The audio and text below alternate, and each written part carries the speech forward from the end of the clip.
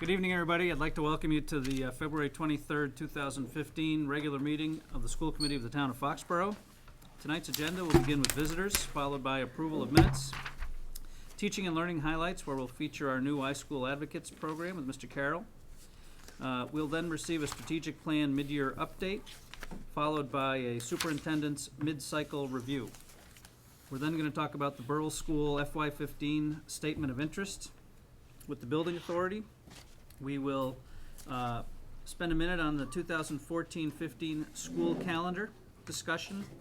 We'll have an update on the vacancy that we have on our school committee currently, and then we'll discuss any other matters the committee wants to bring forth. So with that, are there any visitors who'd like to be recognized tonight before our formal agenda? No one ever is here. It must be a boring meeting, I guess. Well, we have one visitor. I don't mind if I don't think he's here to get up to the microphone during visitors, but Adam Gravitt in the back row is a middle school teacher at the Ahern School, and he's also doing his administrative internship to earn principal certification, so he's here as part of that. Good learning experience. So anything we have in the agenda that you want to weigh in, feel free to come up. Adam, nice to see you here. Thank you. And I know he's doing a great job with a bunch of 8th grade students that my son's a part of, so it's nice to see Mr. Gravitt. Welcome. Okay, approval of minutes. These are the February 15th regular meeting minutes. It's been a while since we've had to have an executive session, so we're on regular meeting minutes. I found nothing askew, so Nor did I. I'd like to motion that we accept these as presented. I'll second the motion. Any further discussion? All in favor? 4-0, thank you. Teaching and learning highlights. So as the committee knows, I'll invite Mr. Carroll, Ms. Greenstein, Ms. Julie Greenstein, and Matt Claver, our high school senior here at Foxborough High School, up to the guest table. As you know, iSchool Advocates is a new program that we started this year to bring a really exciting, speaking for myself, exciting new opportunity for student technology leadership.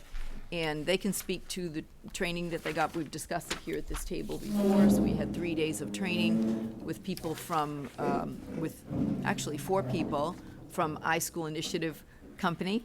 And they do training all across the country in school-based technology support of all kinds. And the program that we became very interested in is called iSchool Advocates, which is a student leadership program.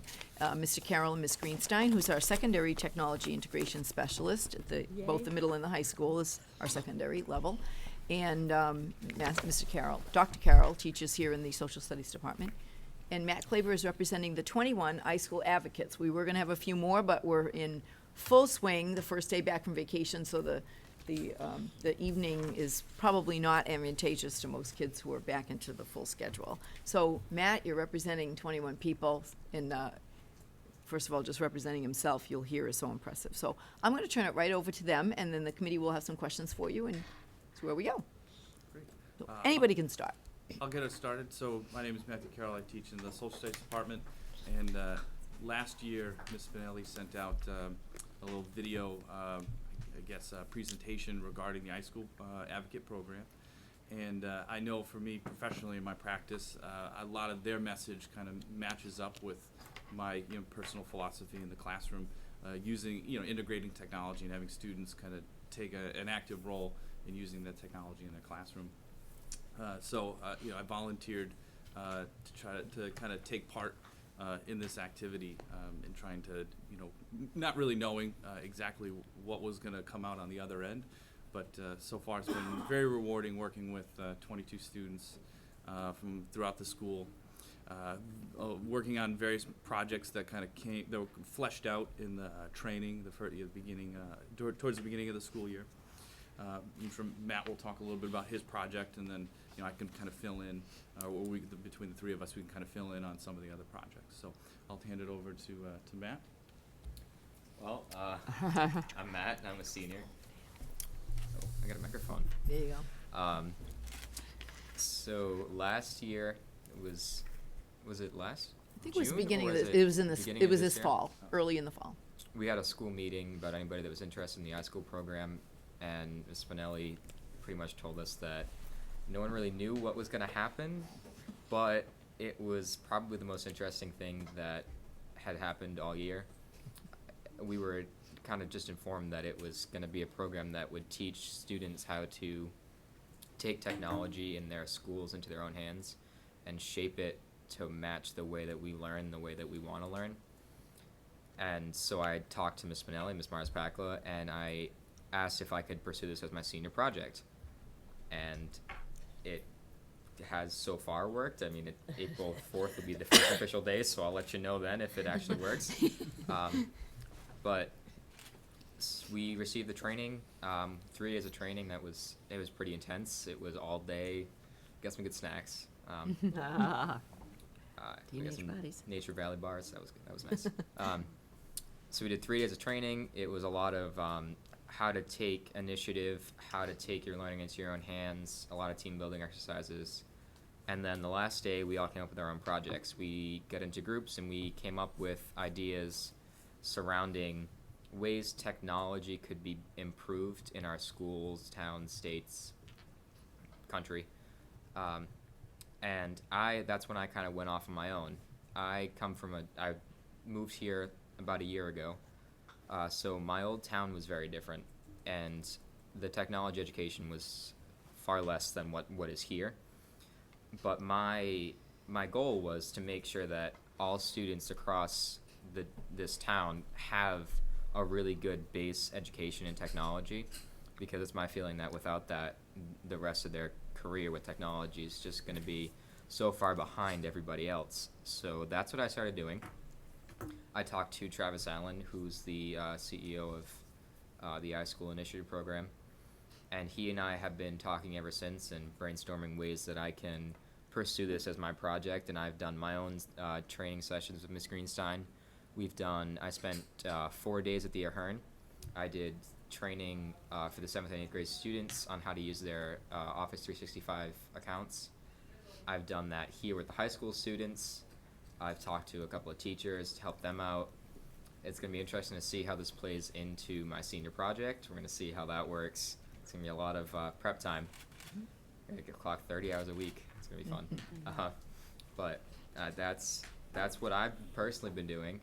We've got the other 20 students have been pursuing their own projects. We got everything from YouTube videos for teachers to teach them how to use different pieces of technology.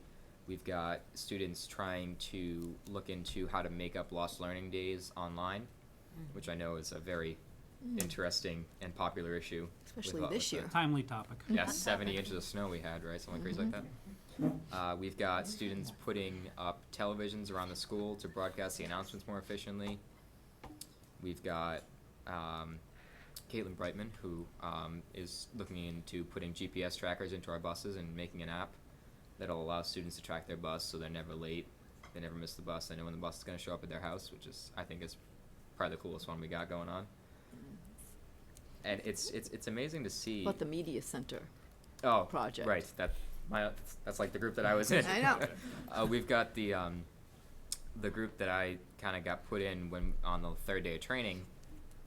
We're looking into, personally, I code in Java, so I'm looking at creating a program for the media center to handle how students get passes in the morning, and to kind of streamline that whole process, because right now it's a little wonky, but we're gonna see what we can do with that. And then we've got we're looking into getting more computers, because I don't know if you guys can see, but there's like 6 computers over there, and when the media center is closed for testing or anything like that, or if the lab is closed, there's only 6 computers for students to use, and that's just not enough. You got students lining up to use those computers, so we're gonna look at putting more and where we can put more to make sure that everybody has the access that they need. That's all I got. Yeah, That was a lot, thank you. Excellent, excellent. I don't know if you want to.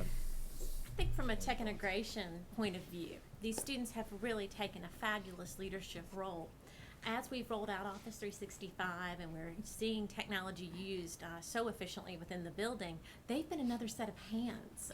I've often said here, we don't lack expertise, but we do lack capacity from time to time. I'm spread between 2 buildings, so I'm not here all the time.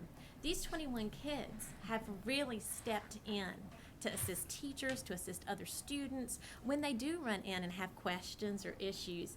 And to see them take that role has been magnificent. Matt, as he said, has been doing a lot of training at the Ahern. There's a certain effectiveness that a high school student teaching a middle school student has, that the kids really seem to enjoy his presence being there. Plus, to be quite honest, he's also selling the iSchool program to them in the process, because he's telling them about the opportunities he has. And as the program builds, they're seeing what they could be doing in their future as well. But it also, we have another group called the A3 group who is also taking on some of those training issues. And they have also been working and learning presentation skills, putting together the presentations for training, and coming up with great ideas, you know, like a tech day where they can come in and help other students to configure their devices so that their Office 365 apps could be on their phone or their iPad and those type of things. So they've been just incredibly proactive and a great group to work with. Now, isn't that group the one that's working on a plan so that all kids can get certain tech training when they come into the high school? Yes. Through, you know, like as they do with group guidance, kind of that. So they already started planning, even during the 3 days of training, what they're going to put forward as a recommendation. So everything Matt was saying is, I'm going to say, pretty understated, because it's been amazing what they've actually done. So.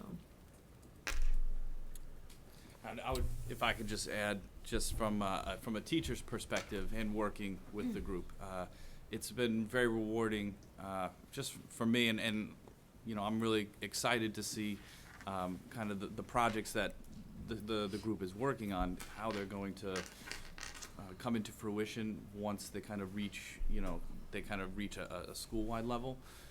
I know for me, I used to be really up to date with my technology, but as it changes so fast, it's kind of nice to lean on the students, and they kind of, you know, at least in my classroom, the students will mention certain websites and apps and all sorts of good stuff that I never even knew existed. So now this is kind of that interaction that I have with a student in the classroom. It's now kind of taking place at a school-wide level. So it's really great to kind of have that. You know, I guess the purpose of the iSchool Advocate program is for the students to advocate, and now they're able to do that. And I think we're kind of a sounding board for those kind of interactions regarding that technology. And I think it's really, really wonderful. And some of the ideas, you know, that have come up, you know, the Media Center, you know, I have always personally felt that, you know, that project, you know, needs to be tackled, and now this is kind of giving that toehold for it to take place. Same thing with the announcements.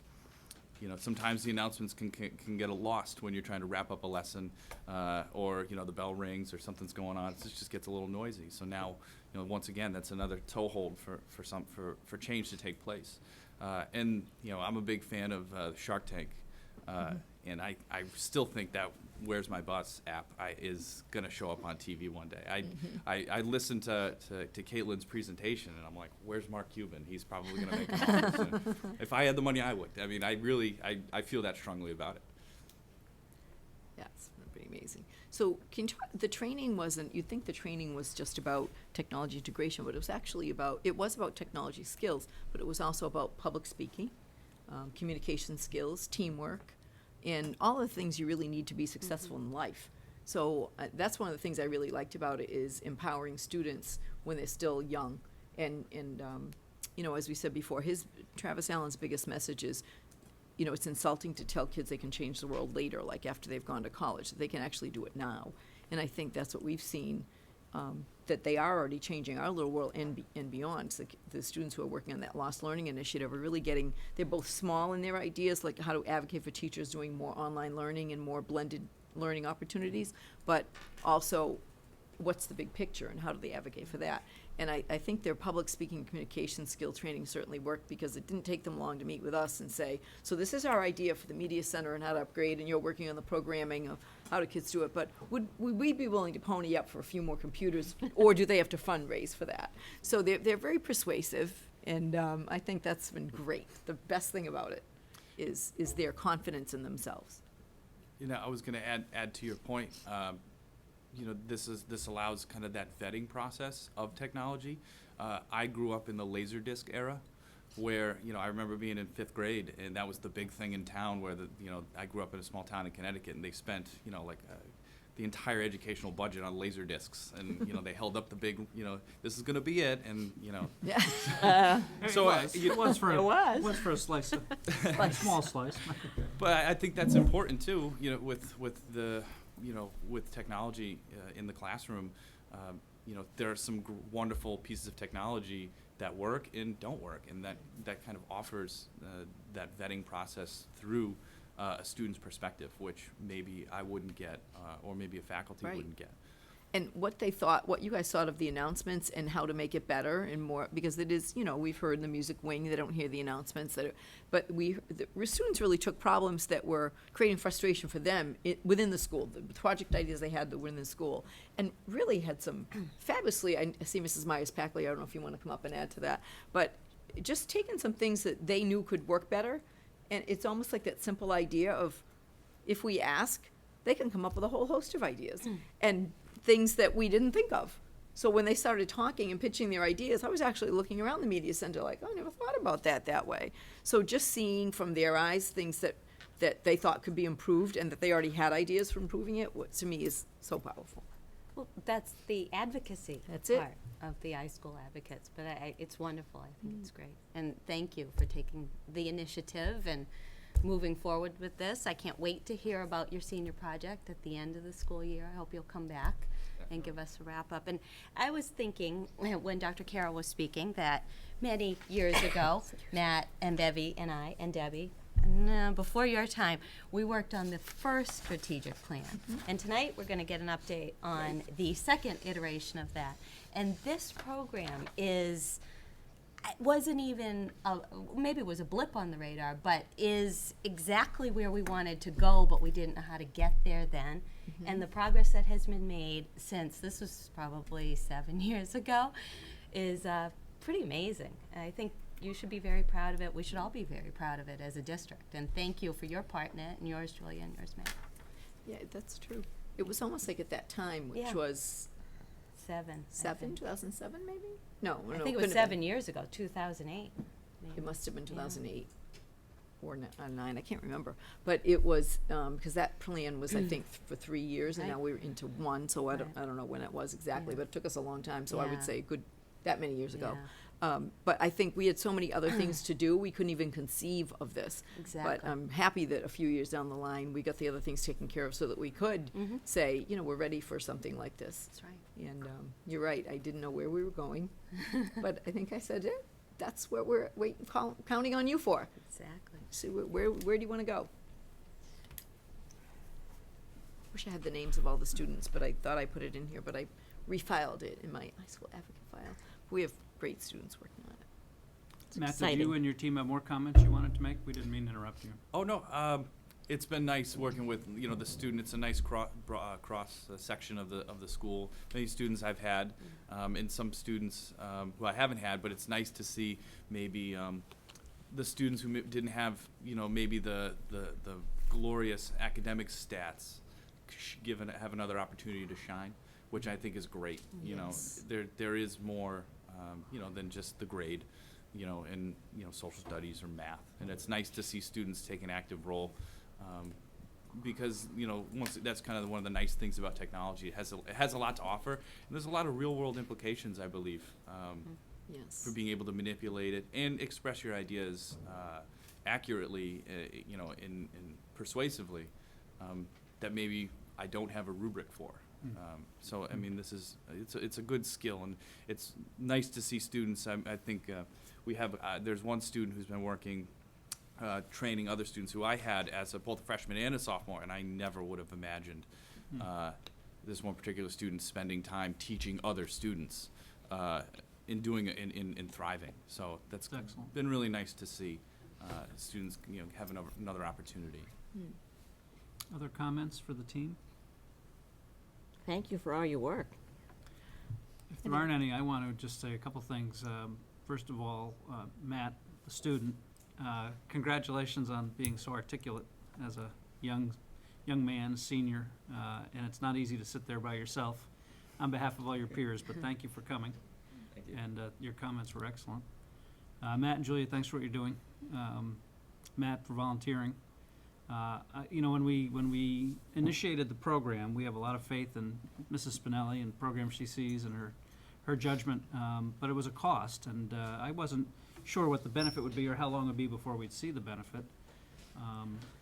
I'm really impressed with the benefits already, and I'm really impressed by the changes to this building.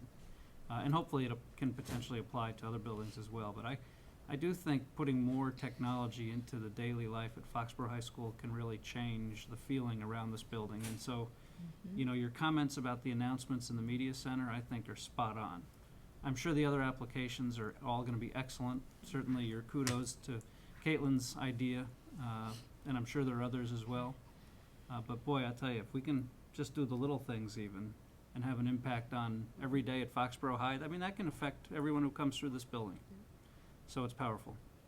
It's powerful. Yes, that's a good point. One of the groups that Julia mentioned, the I think we call them A cubed or A plus, whatever. A cubed, I think, was their original name. I don't know if it still is, but that means anywhere, anytime, anyone, anyone, anywhere, anytime. And what they're the training group, and they immediately started during the 3-day training, looking at Office 365 and the online tools that are there, and particularly the online notebook. And that could change immediately how kids do in every subject, how you keep your notes. So they've started, along with Matt, doing a lot of the training, but they are working so that we don't have to wait for a teacher to say, I feel comfortable with the OneNote, in Office 365, and now I can train each of my classes. They've got kids that are going to do that for other kids, so all they have to do is get another student to show them, and the teacher can take that off themselves. So that will make it happen even faster, the use of those collaboration tools.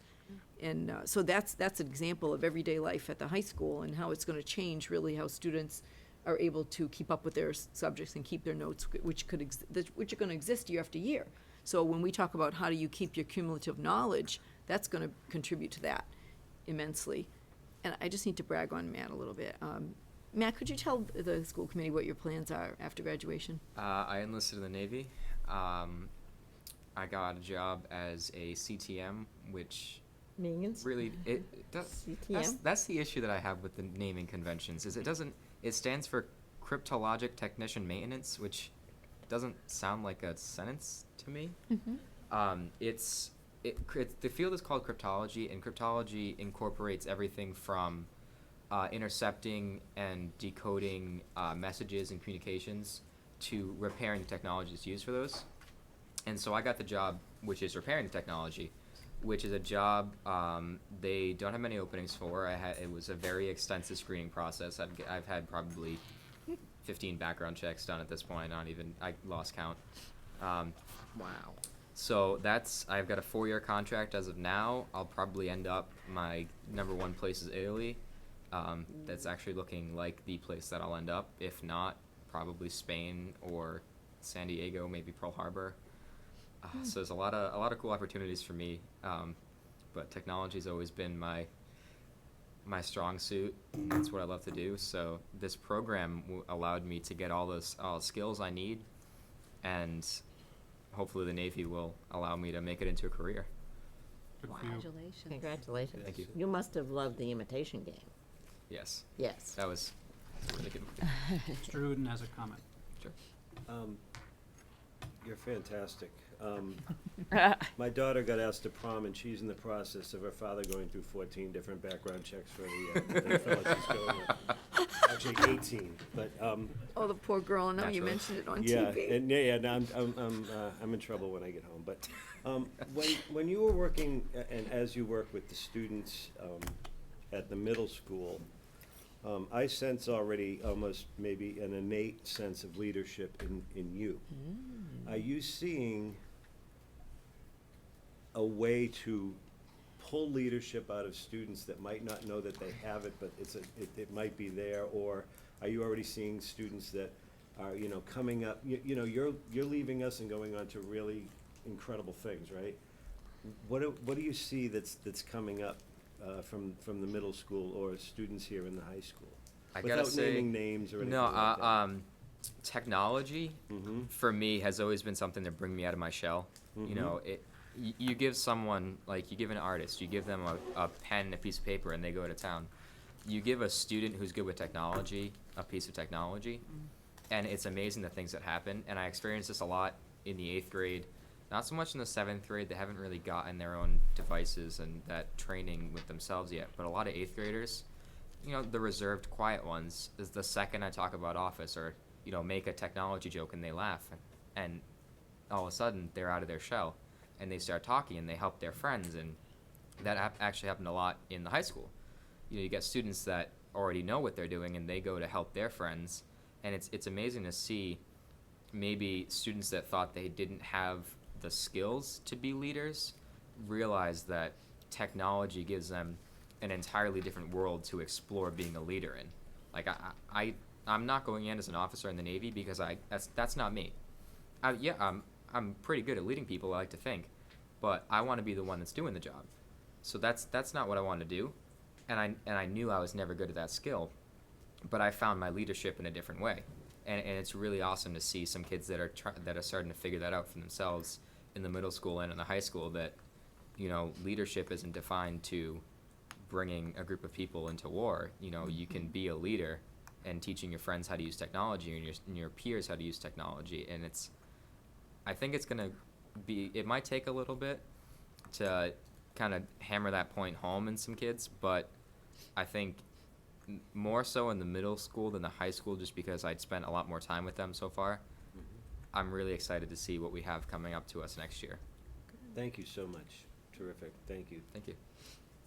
Matt, I think this committee would love to hear more ideas and ways we can support the program, especially for improvements within the schools. Sure. So I'm sure you'll route those through Mrs. Myers-Pacla, the superintendent, but if you want to give your group some feedback, tell them that the school committee would love to hear more ideas. Yeah, from my understanding is that we're gonna re-up the program again in the Yes. fall. And there've already been some ideas and some ideas already generated for the next iteration of the process. So I do, you know, there should be some improvements on what we're working on, and then maybe some alterations or new projects altogether, which I have a little buckskin of some ideas that even, like, that's a good one, I'm gonna write that one down. So I'm gonna keep it, I'm not gonna say anything now, we'll wait until, you know, maybe we go through some training again and we kind of bounce some ideas off each other, but I do know that the support is there, and talking to Ms. Greenstein, Ms. Myers-Pacla, Yes. Ms. Smelly, Dr. Berdos, you know, I think we've just mentioned a couple ideas and we kind of so far we've gotten a lot of direction back, and so it's been very positive. And the teachers as well, my colleagues around the lunch table, I kind of, hey, what do you think of this idea? Oh, that's really good, I like that, it'd be nice if we could do that. And so it's kind of nice to have that inside, I kind of have an inside ear to maybe what is valued and, you know, what people would like to see happen on both sides, you know, from the student perspective and the teacher perspective. And I guess I would just convey a sense of urgency. You know, if you think Sure. you have an idea, if we need to change the media center, let's change the media center. Great. You know, let's not wait. Have our walkthrough rescheduled, right? Yes, So- yep, we were gonna have one, I think, snow. Right, got in we the had a way. snow, no, if, Well, that's- Snow? we What's may that? or may We had not have had a snow. snow day where we were gonna, anyway.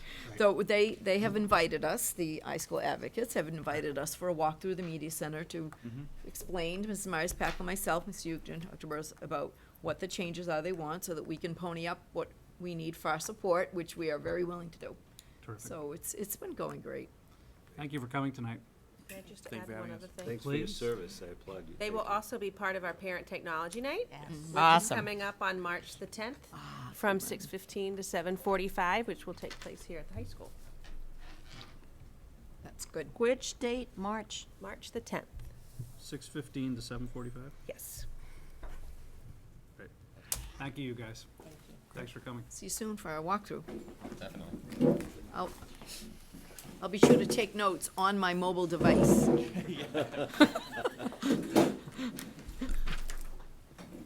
I didn't mean to miss you. So I just thought this was, since, if you want, Julia, come up, and Darlene, Miss Darlene Reed. I just thought, since Julia's already here talking about how she supports the iSchool Advocate Program, that it was a good opportunity for the committee to meet Ms. Greenstein personally and Ms. Darlene Reed. These two ladies are our dynamic duo, technology integration specialists. Darlene traveling among the 3 elementary schools, and Julia going between the middle and high school. So since this is a relatively newly revised and expanded role, I thought it'd be a good time to learn a little bit about what they do kind of informally, if you don't mind. Right. So maybe you could just start by telling the committee a little bit about what you do, and then they'll ask you some questions, and I would like Mrs. Myers-Packler to weigh in, and any other staff members about the role of the tech integration specialists within the buildings. I think that's important, so take it away. Well, at the elementary level, we have a number of different focuses with technology. First, we're really building those basic technology skills that students need. We're exposing them to different tools and things that they're going to be using throughout their academic career. So that's important, especially in the lower grades. But also really incorporating technology into the curriculum to help deepen that understanding, presenting information in different ways for our students, and also allowing them the opportunity to present their knowledge and what they're learning in different ways and creative ways too. With so many of our young students really getting online at a younger and younger age, we are introducing ideas about internet safety, starting them, at an early age with that, and good digital citizenship. That's so important these days. So. Yeah. At the secondary level, we build upon what the team has started in elementary. We also work on digital citizenship, but we take a slightly different bend. We start talking with our kids about building your personal brand, being aware of what you're posting online, making sure you're well-rounded, and really teaching them to be responsible about what they're posting. So we try to take a very positive turn to that, because the fact of the matter is they are going to post, so we want to make sure the things that they're posting are really representative of who they are and what they do. We also build upon the technology skills as well. It's just a little bit for us. We have been doing our Office 365 rollout, which gives our kids a lot more opportunity for productivity tools, also for collaboration. It welcomes personalized learning, and it gives them an opportunity to really have a lot of student choice in how they demonstrate proficiency in the standards. I often say that technology is the car. It's a really nice red sports car, but curriculum and student achievement are always the driver. It always ups student engagement. I don't think there's a parent here who has not had to say, the screen has to be turned off. You've got to get away from the game. We know that it draws our kids in. We just need to make sure that when it does, they're using it properly and in productive ways too. So we also had the opportunity to work with our teachers to really integrate that technology into the curriculum seamlessly. Technology is not another thing. It's simply a tool, a really great tool, but to be able to reach those levels of proficiency we want our kids to have. It's a good summary of some of the programs. Yes. I like this one. I like the red sports car. Comments for our technology I integration want specialists? to come and be part of your classes.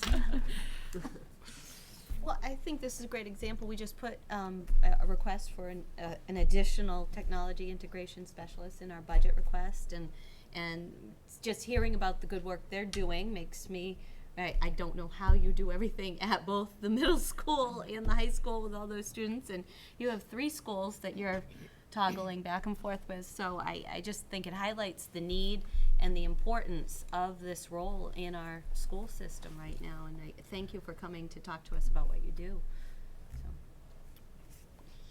So. Yeah. Go ahead. I can't speak highly enough of both of them. I think that you heard a lot through the technology plan update and the things that are taking place. It really has made a big impact. Capacity-wise, just having 2 this year has been a big difference, especially at the secondary level. But I think too, where the proof is, I can't tell you how many, and even recently, even over February vacation, the number of teachers that have come forward in email and have said, oh my gosh, I emailed so-and-so on a Friday night at 11:30 and she responded to me because of questions that they had, or they came the next day and they helped, and that the curriculum focus is there. So the teachers from whom we're hearing from really see the benefits, and that's benefiting the kids. Well, having our staff become technology comfortable, if not proficient, is so important. It's probably one of the greatest challenges we have in education, public education, any education today, right? In any town. So you guys play an invaluable role, and we recognize that, and we appreciate it. And we wish there were more, don't we? We sure do. We wish there were more. But your Yes, yes. responsiveness is important. You know, your knowledge sharing is important. I know some of our staff feel comfortable with technology, but boy, if we could get everyone there, it'd be so helpful. So, thank you for what you do. Anything else? Great idea to have them stop by. Yes. We've been talking about it all year. So I finally said that this is it, February 23rd. Come on by. We're talking a little bit technology anyway, and it's nice to put a name with a face and talk about the role. So thanks. Terrific people. I'm telling you, very talented. Well, I see a natural segue here. Yes. Strategic plan mid-year update. Yes, so this is our first update on our new strategic plan that was approved by the school committee last year in 2014. It was approved in August. So we've had about 6 months working with this new plan, and it's the first time actually you've seen an update on progress toward our plan. So just to give the community, maybe perhaps watching at home, a little overview, we stuck with the same formatting for as the last strategic plan, because that took us a good year and a half to develop, but we really, I think, came up with a good format that speaks to the true priorities in the district, but keeps it concise. And each objective has its own 3-year goals. We have 4 objectives. Each has its own 3-year goals and specific strategies to achieve those goals. But each objective only has 1 page, so we really have to choose our words carefully and make sure that we're really being concise and communicating in an efficient way where we're trying to go. So we have a vision, and I think Amy may have read some of this at the last meeting, so I don't want to belabor some of it that's in it, but I think it's important at least to read the vision and the mission. The vision is in collaboration with the community. The Foxborough Public Schools will provide students with intellectual, artistic, and character-building educational experiences to inspire them to achieve in an ever-changing global society.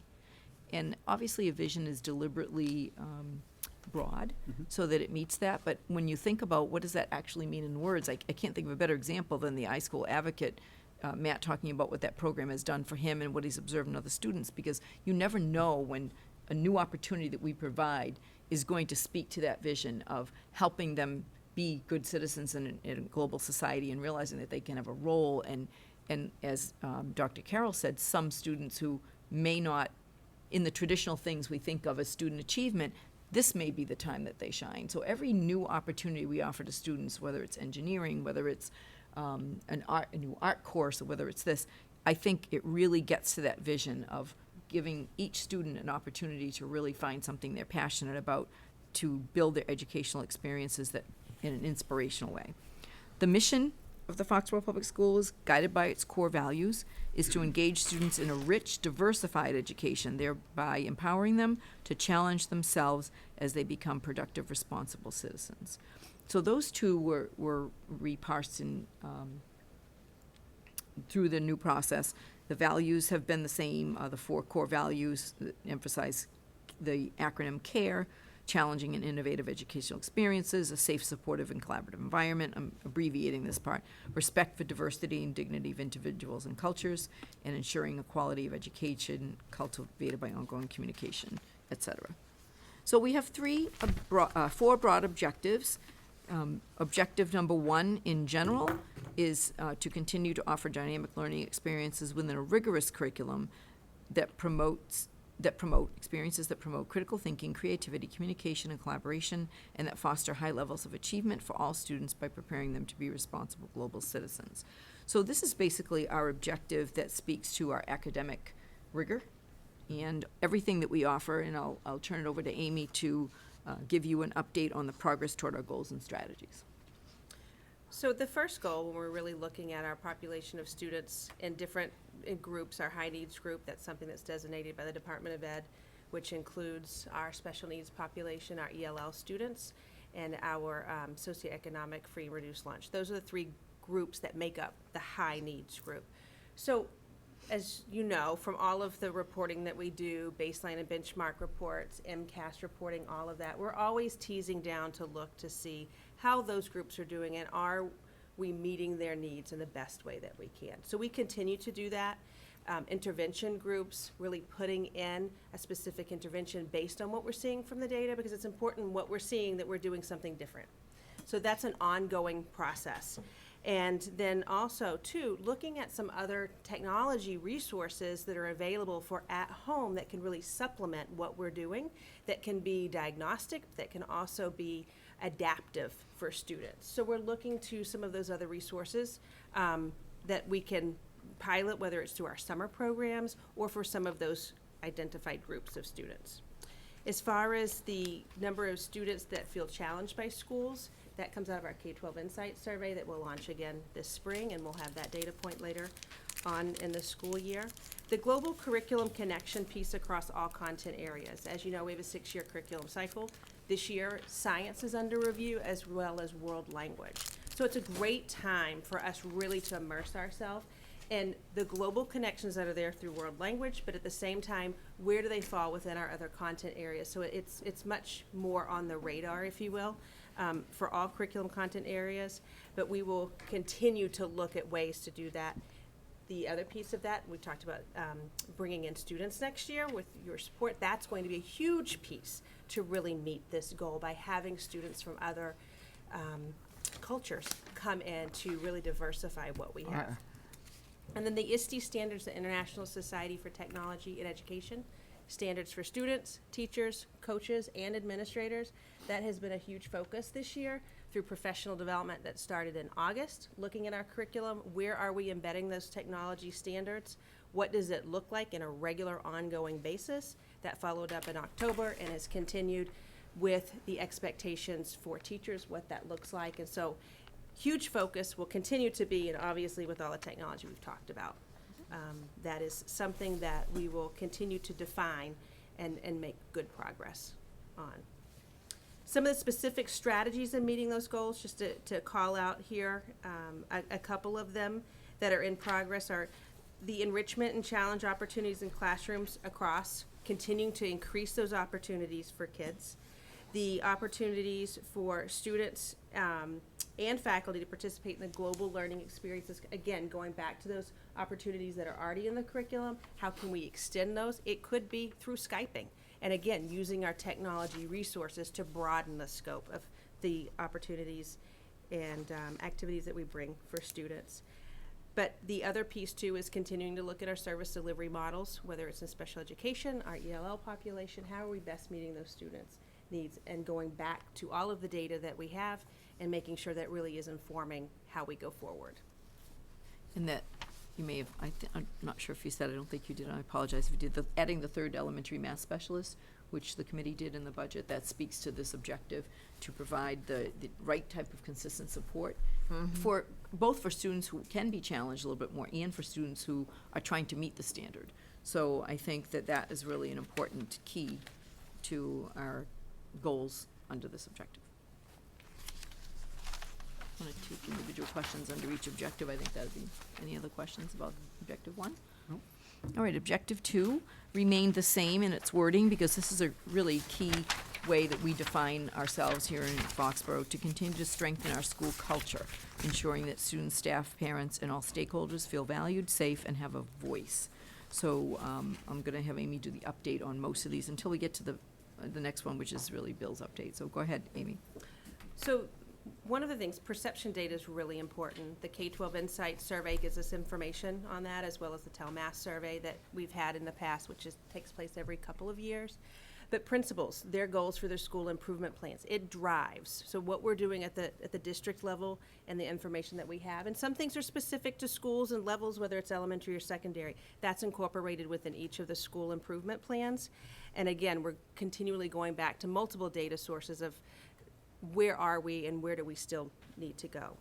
The opportunities for teacher collaboration, we've talked a lot about Office 365. That really is the catalyst for providing us opportunities to collaborate much more within district and then outside. And that piece on improving instructional practice to enhance student performance, the more that we collaborate, it makes sense. The more that we learn from each other. We've seen a lot with the 2 technology integration specialists.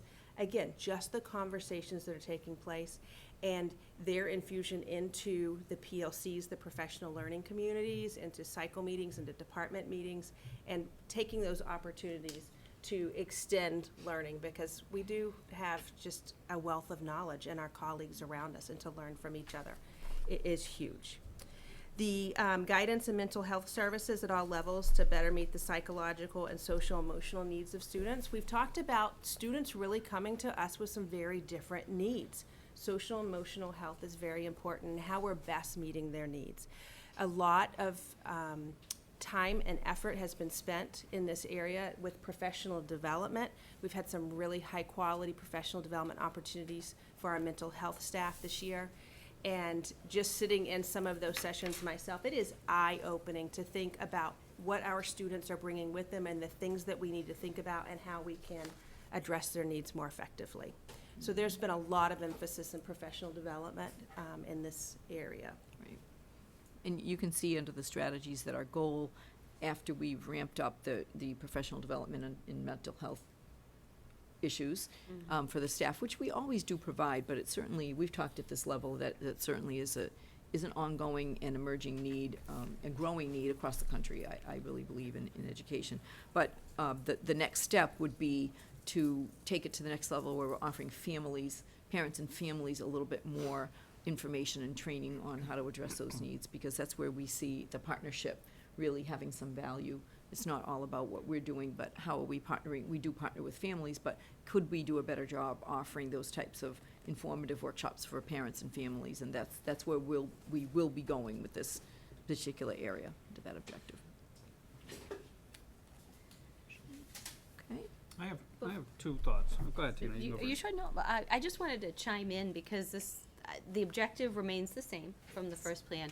But with our first plan, the objective was the same, but our goals and strategies were all focused on collecting the data. Yes, that's true. And I know we discussed this when we approved the plan, but I just wanted to remind people that when we have collected so much data, I think we had a stack about this high that we sifted through in order to formulate where we're going next. And it's great to see the progress that has happened and the things that we're working on and will continue to work on over the next 3 years. That is such a good point. 5 years ago, we had no data on how families in the community And felt. we had to decide Perception data. what questions to ask to create data. Right. What kind of data? Right. I mean, And the first culture and climate survey went out to family, staff, and students in the secondary level.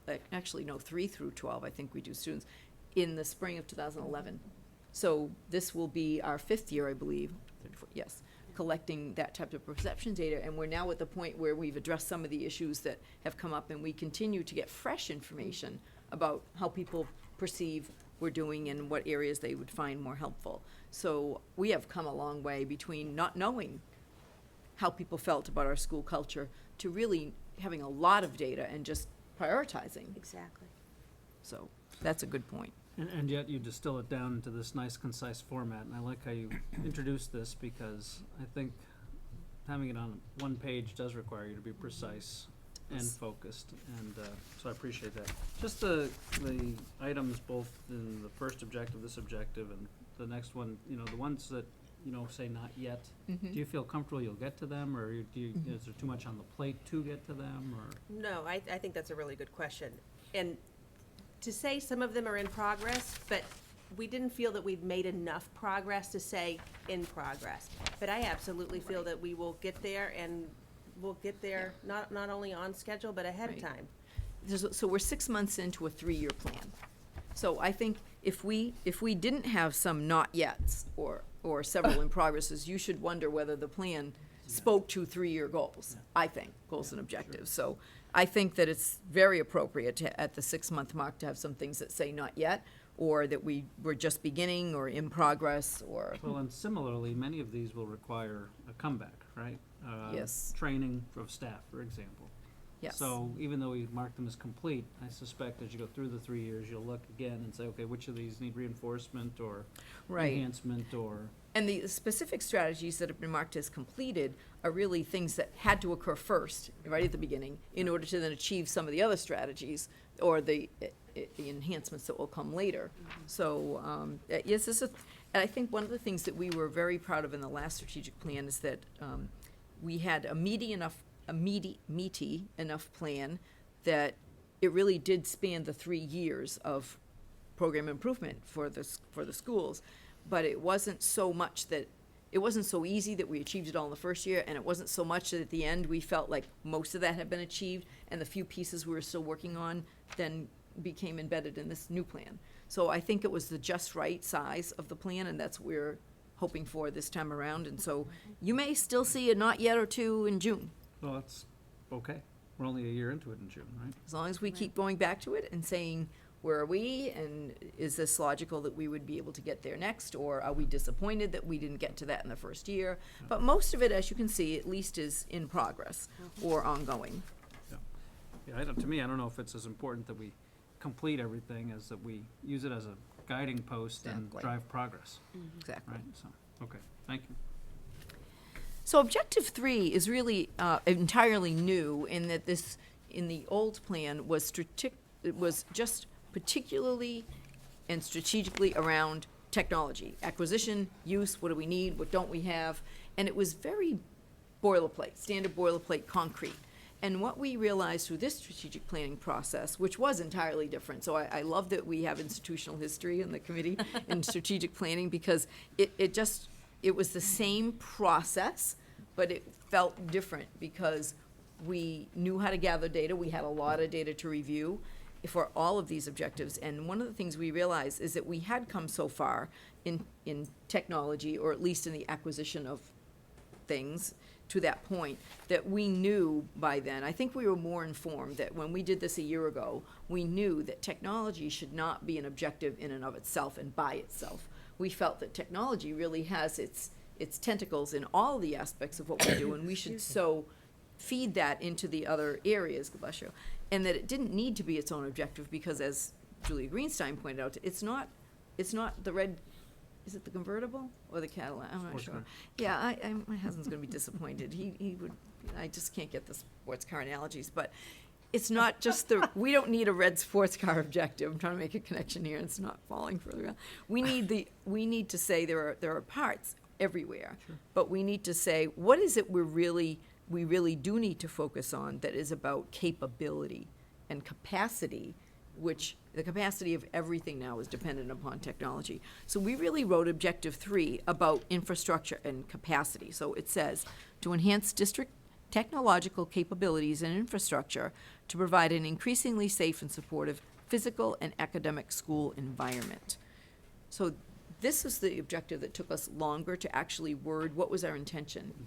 And our intention, really here in layman's words, is to say, what do we need to be doing that enhances a safe and supportive physical environment, which we talk about a lot, and academic school environment, and that they're not necessarily two separate things. And they really aren't. So I'll turn it over to Bill to talk about our progress to date, or anyone else, Amy, wants to weigh in. Okay, the three major components, as Deb said, are really broken down into different portions of technology. But the first one is something that's been on the school committee's agenda for a while, and that's the safety and security measures within the facilities. Second one really is to improve and expand the functionality and capacity of our infrastructure to support teaching and learning. And the third one really is the maintenance and modernization of school facilities and grounds. So to that point, obviously, we've been in a review process on the cameras and access. We do have a budget request to expand the funding that we have from 112 to about 180,000.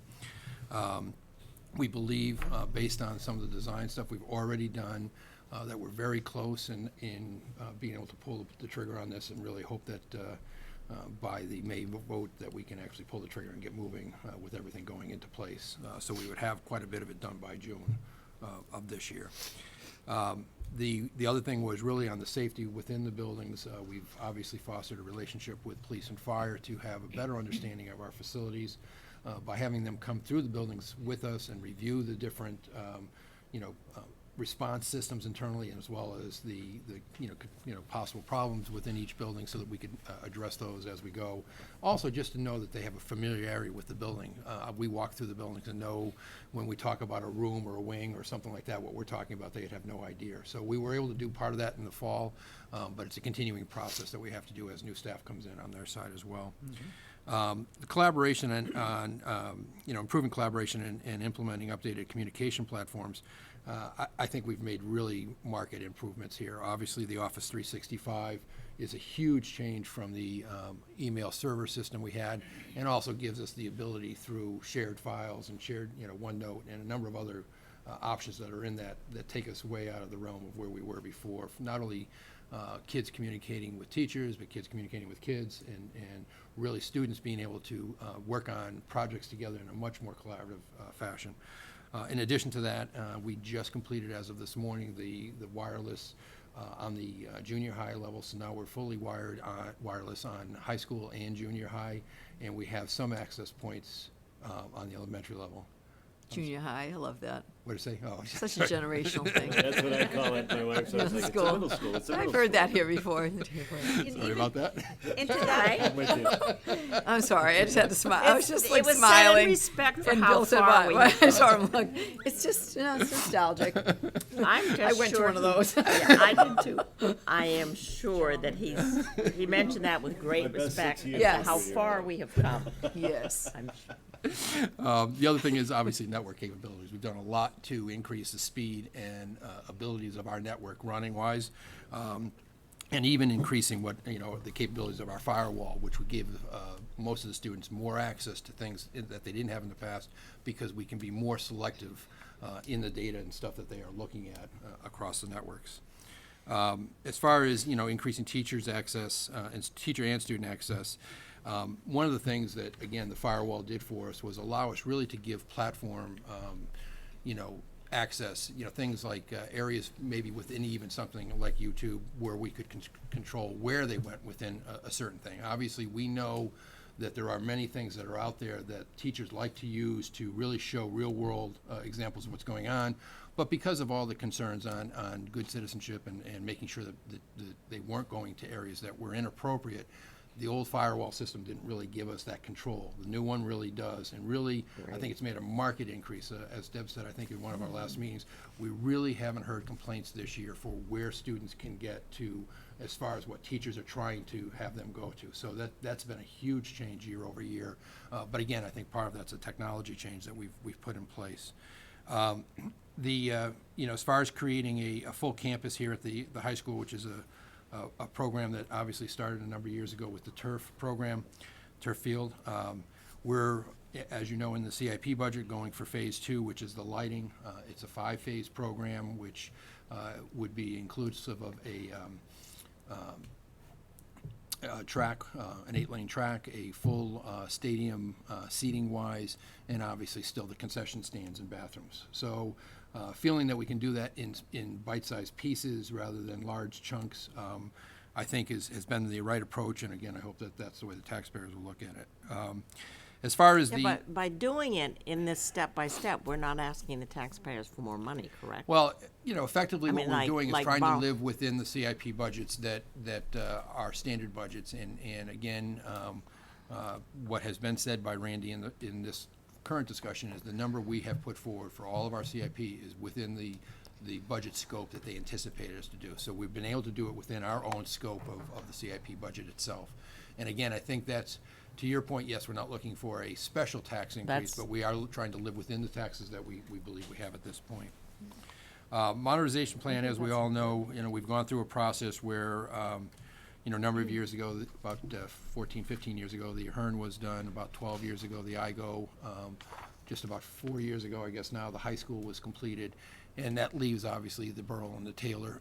Obviously, we've prioritized the Burrell as our number one. And as you know, we've gone through 2 submissions already with the MSBA.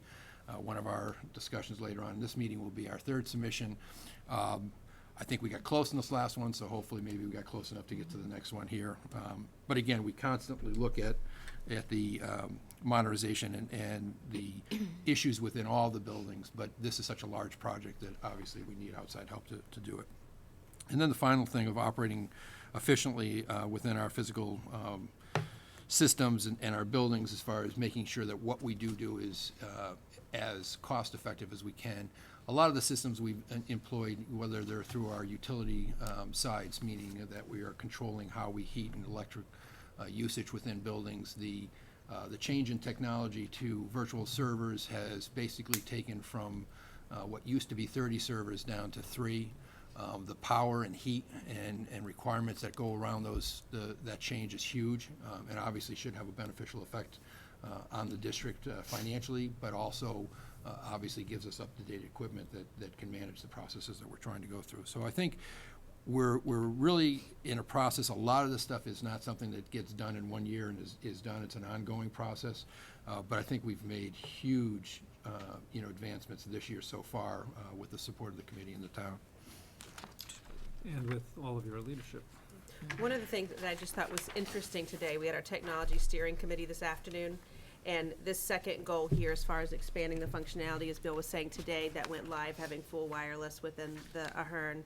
We had 750 devices by lunchtime that had connected to the Wi-Fi that had not in the past. And we were able to look at that to see how many were iOS, how many, and what types of devices and how they're being used. So that information is something too. We see the functionality and the improved access to it, and to be able to look at that, and that's going to improve outcomes for kids. I also think having having the system that we've installed that then can monitor what's coming on, it also gives us an idea of what our students have access to, which will help us, I think, as we move towards the one-on-one environment. Because the one-on-one environment is not necessarily a one-on-one provided by us, although we may provide quite a few units in the end. But it's also our students are very comfortable with devices that they deal with all the time. So as long as we can react to those devices, I think we can go a long way with this. So I think having the right equipment to look at things and be able to monitor as we're moving here is very important. Well, and actually, what you just said is what I wanted to point out is the part of the building that went live wireless today is the 5th and 6th grade, because 7th and 8th already had it. So that's 750 devices. Now, some are teachers, I'm sure, in that part, but those are our 750 teachers. No, not at all. But that's our youngest students. So our technology is getting, more. There's more technology in the hands of our youngest middle school students. So it's coming up, and it'll be interesting as we, continue to provide that access in the elementary school. How many of our younger students have their own devices there too? What I will also tell you, what's interesting, and we'll see obviously very quickly here, I think, is that during this school vacation, when we made that switch, you're right, the 7th and 8th did have access to wireless before, but it was under our old network. So it meant it was not running under the new 1 gig switches, 10 gig switches. So the speed in which data is moving through the middle school now is significantly faster. And they did some testing when they were doing the switchgear implementation last week, and they were just stunned at the change that was happening as they were doing it, how quickly they could see stuff moving down on downloads and uploads on things. So I think teachers will start to see that very quickly too, that things that they used to be a little concerned about running because it might have had, delays within the process really should flow very quickly. Which, to me, really speaks to the value of all the work we've placed on infrastructure in the past 6 months. And I want to give kudos to Aaron Heyer. Just the emphasis we've placed on, let's put a hold on some of the things we're trying to do and let him rebuild the infrastructure. That has been so important for us to learn to be patient, to not move forward with some things, to make it right, because it's going to make such a difference, and that's invisible to the public and even to students, really. Yeah, Deb, and to complement something, there's been so much talk of technology today, and some folks at home might think, oh my gosh, there's so much going on there. But I also see, I think, a consistency that you said at the beginning of this year, and I'm referring to Schmoker's book, Focus. Yes. Like with the 365 project, correct me if I'm wrong, but I don't think we're pushing too much technology on the faculty that's not necessary, as opposed to, as you've said before, technology for technology's sake. I mean, we're not putting a 3D printer in every room and having people make statues or whatever. We need this technology to be forthcoming, we need it to be implemented, but I believe the staff's able to keep up with it, and the PD is there for them. Say that, would you, with- Adam? Okay. I don't know. Yes. I mean, we We're- need it, we- but it's we have a- consistent I with think- Schmoker's Yes, philosophy well, I that think you we have a kind espouse of so different much. philosophy, which I value, I think we all collectively value, which is, Yeah, we often do ask ourselves, what's the next thing that our teachers and students need to enhance what they do? Mm-hmm. Whether it's their learning experience or their teaching experience. For us, it was really Office 365, the collaborative tools, the Right. online platform. And not necessarily what's hottest right now in the market or what's Right. the fanciest bell and whistle. It's what are really they saying and students saying? What do we think is the one next thing that will really get us to the next level? And Effective. that's what focus is all about. We're Yeah. one step at a time. And so we're not actually even talking yet about whether the town could support a one-to-one that we provide, because we actually don't, sometimes if you just wait, it's not necessarily the way to go. It seems the way to go. The last couple of years, everybody's doing it. You read Like, I don't in think high flat school. screens are We gonna don't catch on. actually, we've never gotten to the point where we think it's the way to go. We think that to provide one-to-one experiences are important. So we've bought the mobile devices on carts that teachers and students can start now experiencing to have a one-to-one experience in certain classes or on certain days and on certain lessons. And kids can bring the devices they're comfortable with to provide their own one-to-one experience when they choose. But we think maybe that's the way to go. And that so far is working for us. And I'll give you a perfect example of that. Many districts jumped on Gmail when it first came out, like it was going to be the next savior in the process.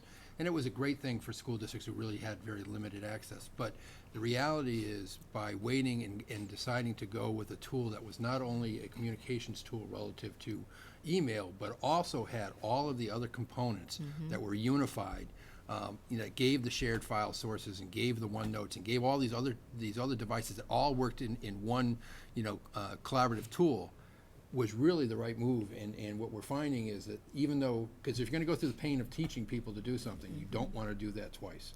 You really want to do Right. it in a very consistent and thoughtful manner. And I think us waiting to get the right tool at the right time really, sometimes it's frustrating to people, but I think as Deb said, is really what will drive us to be more successful in the end with these tools that we push out there. And we do talk endlessly about how to roll out things, what the process is. So I keep looking at Adam, because he's our only audience member right now, and it's on our staff. But anyway, so feel free, Adam. But I think, what we decided was last spring, when we started off, let's just switch everybody to that email. Just get used to the email, because everybody knows how to do email.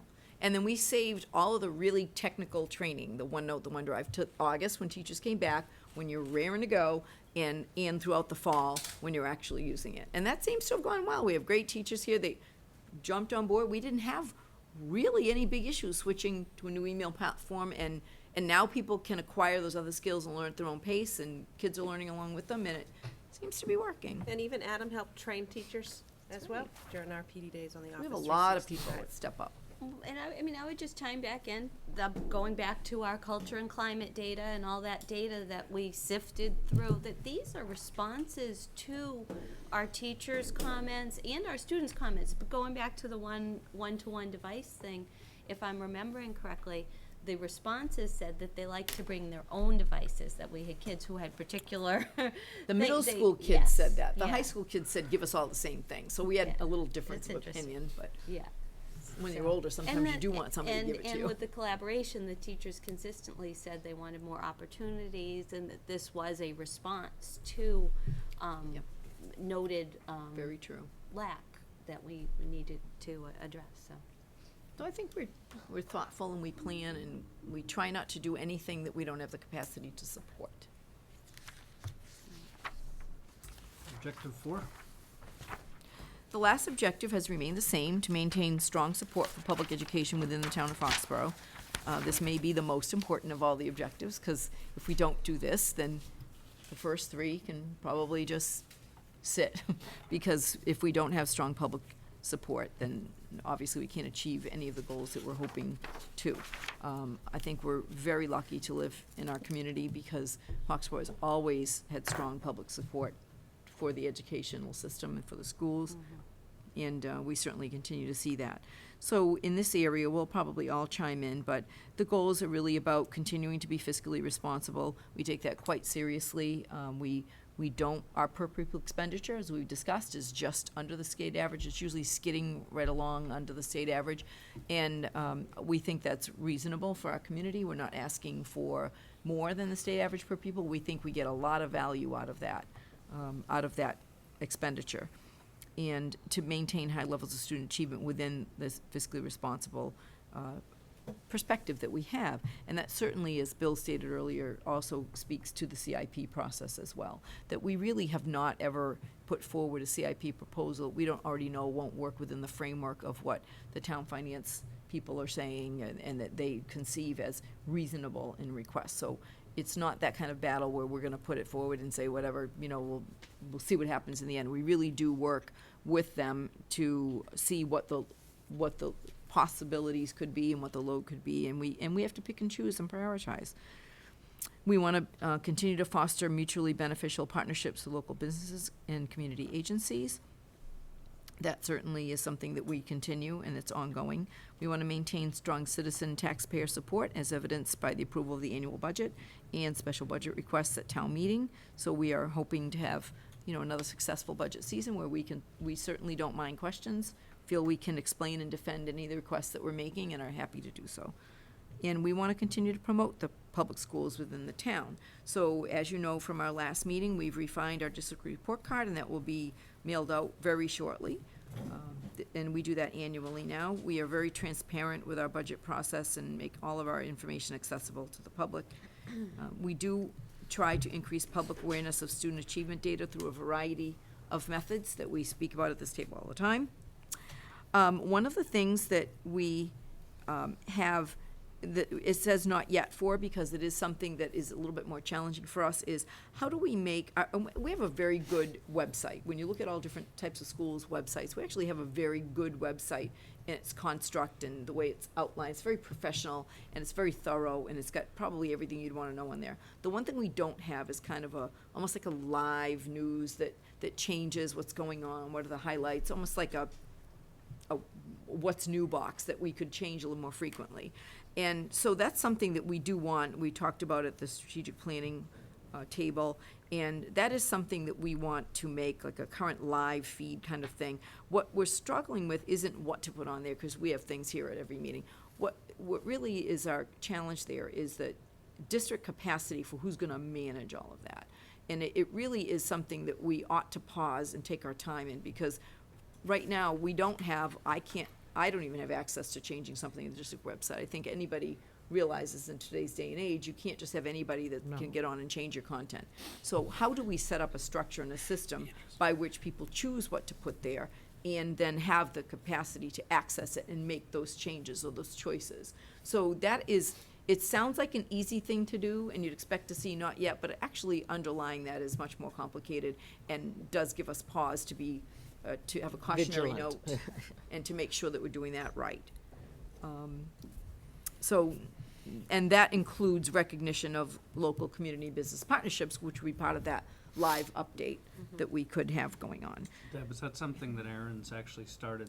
Yes, we were just Thinking talking through, about that working on? today, actually. I know we just brought this up at either the last meeting or the meeting before. One of This the things that desire, we would probably need is to look to an outside provider for the managing of our website, which we currently don't do, believe it or not. So most districts have an outside support provider that, I don't know if you They want to speak to basically it. develop the website for you, but they also develop the links in which you can train people internally to go in and update. Right. Our website has been developed by one of our internal IT staff members, and as we've all said, it's a great website in that sense, but we're restricted by having really one person who has the true knowledge behind how it runs and Right. how it operates. And by going to an outside third party, we open ourselves up to having a full service organization Right. that can support that for us as well as train us, so that on each building level, we could potentially have the people that Deb's talking about that can maintain Right. content. And they have keep the it right moving forward. safeguards built in so that we can ensure that Right. something doesn't accidentally happen. So it's more complicated than one might think. The Play 60 grant, we had the intergenerational event. We're looking to do a little bit more of that kind of thing, intergenerational with with all kinds of people in the community. We are, I talked to this before, but we are having our school visits this spring as we did last year with the senior center, so I'm working on some dates for that right now.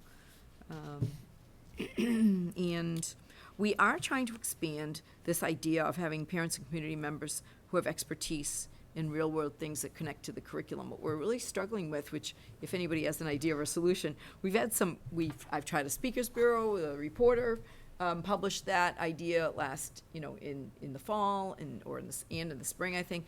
But we really didn't have a big response. So while a lot of people speak to us about how much expertise there is in the community, we don't really have a lot of people coming forward and saying, I'm willing to step up. So I'm not sure how we actually get people to not just talk about that as a good idea, but to actually come forward and make it happen. So right now, we have about 5 people who put their name in for the Speakers Bureau, but not a lot. So that's definitely a challenge, is that how do we find mechanisms to tap into the talents in the community in a way that people feel comfortable coming forward or to actually make it happen?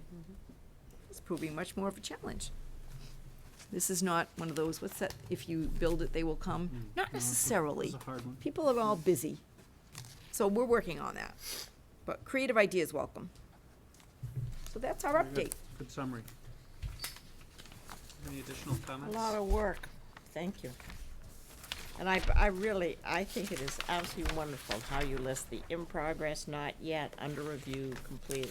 To me, that is such, I like that summary. I like that. Significant progress, under review, ongoing, so we know exactly. Well, I take it the committee is pleased with the progress. Stay the course. 6 months in, 2.5 years to go. Right. Good work. Good luck. Yeah, that's right. No, that's good. I mean, in 6 months' time, it's very good progress, I think. So, Okay, all right. Thank you, Next. everybody. Next. superintendent's mid-cycle Yes. review. So as you all know, somewhere in the mid-year, in my evaluation cycle is 1 year in length, as opposed to, you maybe read that teachers have a 2-year cycle, administrators have a 1-year cycle. So about mid-year, you had done this for the last 3 years, you have a mid-year update on how I think I'm coming along. And I really do like the format that you, as a committee, suggested a couple of years ago, which is at the mid-cycle. If you remember the first year, I gave you the volumes and the tabs and the notebook and everything.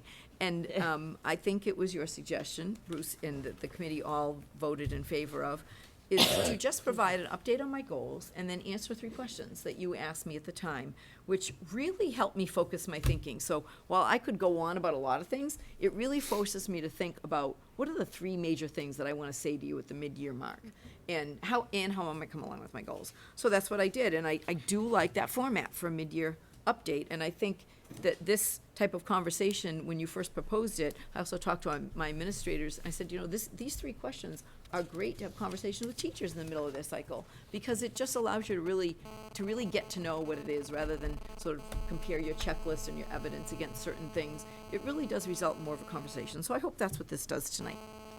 So this is a formative review, which means your feedback forms how I continue my year, with the hopes of another good evaluation at the end of the year. So let's just go to the goals first, because I always attach the goals with some little notes as to how I'm coming along. So my professional practice goal was really to implement and utilize the tools and features of Office 365. So I think this is a great evidence of, if we're trying to do something well, and it starts at the top, we all have to try to use it. So starting in August, when I had the training, I made a commitment to using the online collaborative tools for our administrative functioning and not kill a bunch of trees every time we had a meeting, and I have really done it, which is shocking to me more than anyone else. So all central office and building administrators are now using Office 365 for basic paperless communication and collaboration. So I think I've made significant progress, because while I'm doing it for our basic meetings and our communication, I think I could find some other ways to use it that might be a little bit more creative or for other purposes. And now that I've become used to doing it, I think I've got to start thinking about those things. So I put significant progress, and it's been going great. So that's one thing.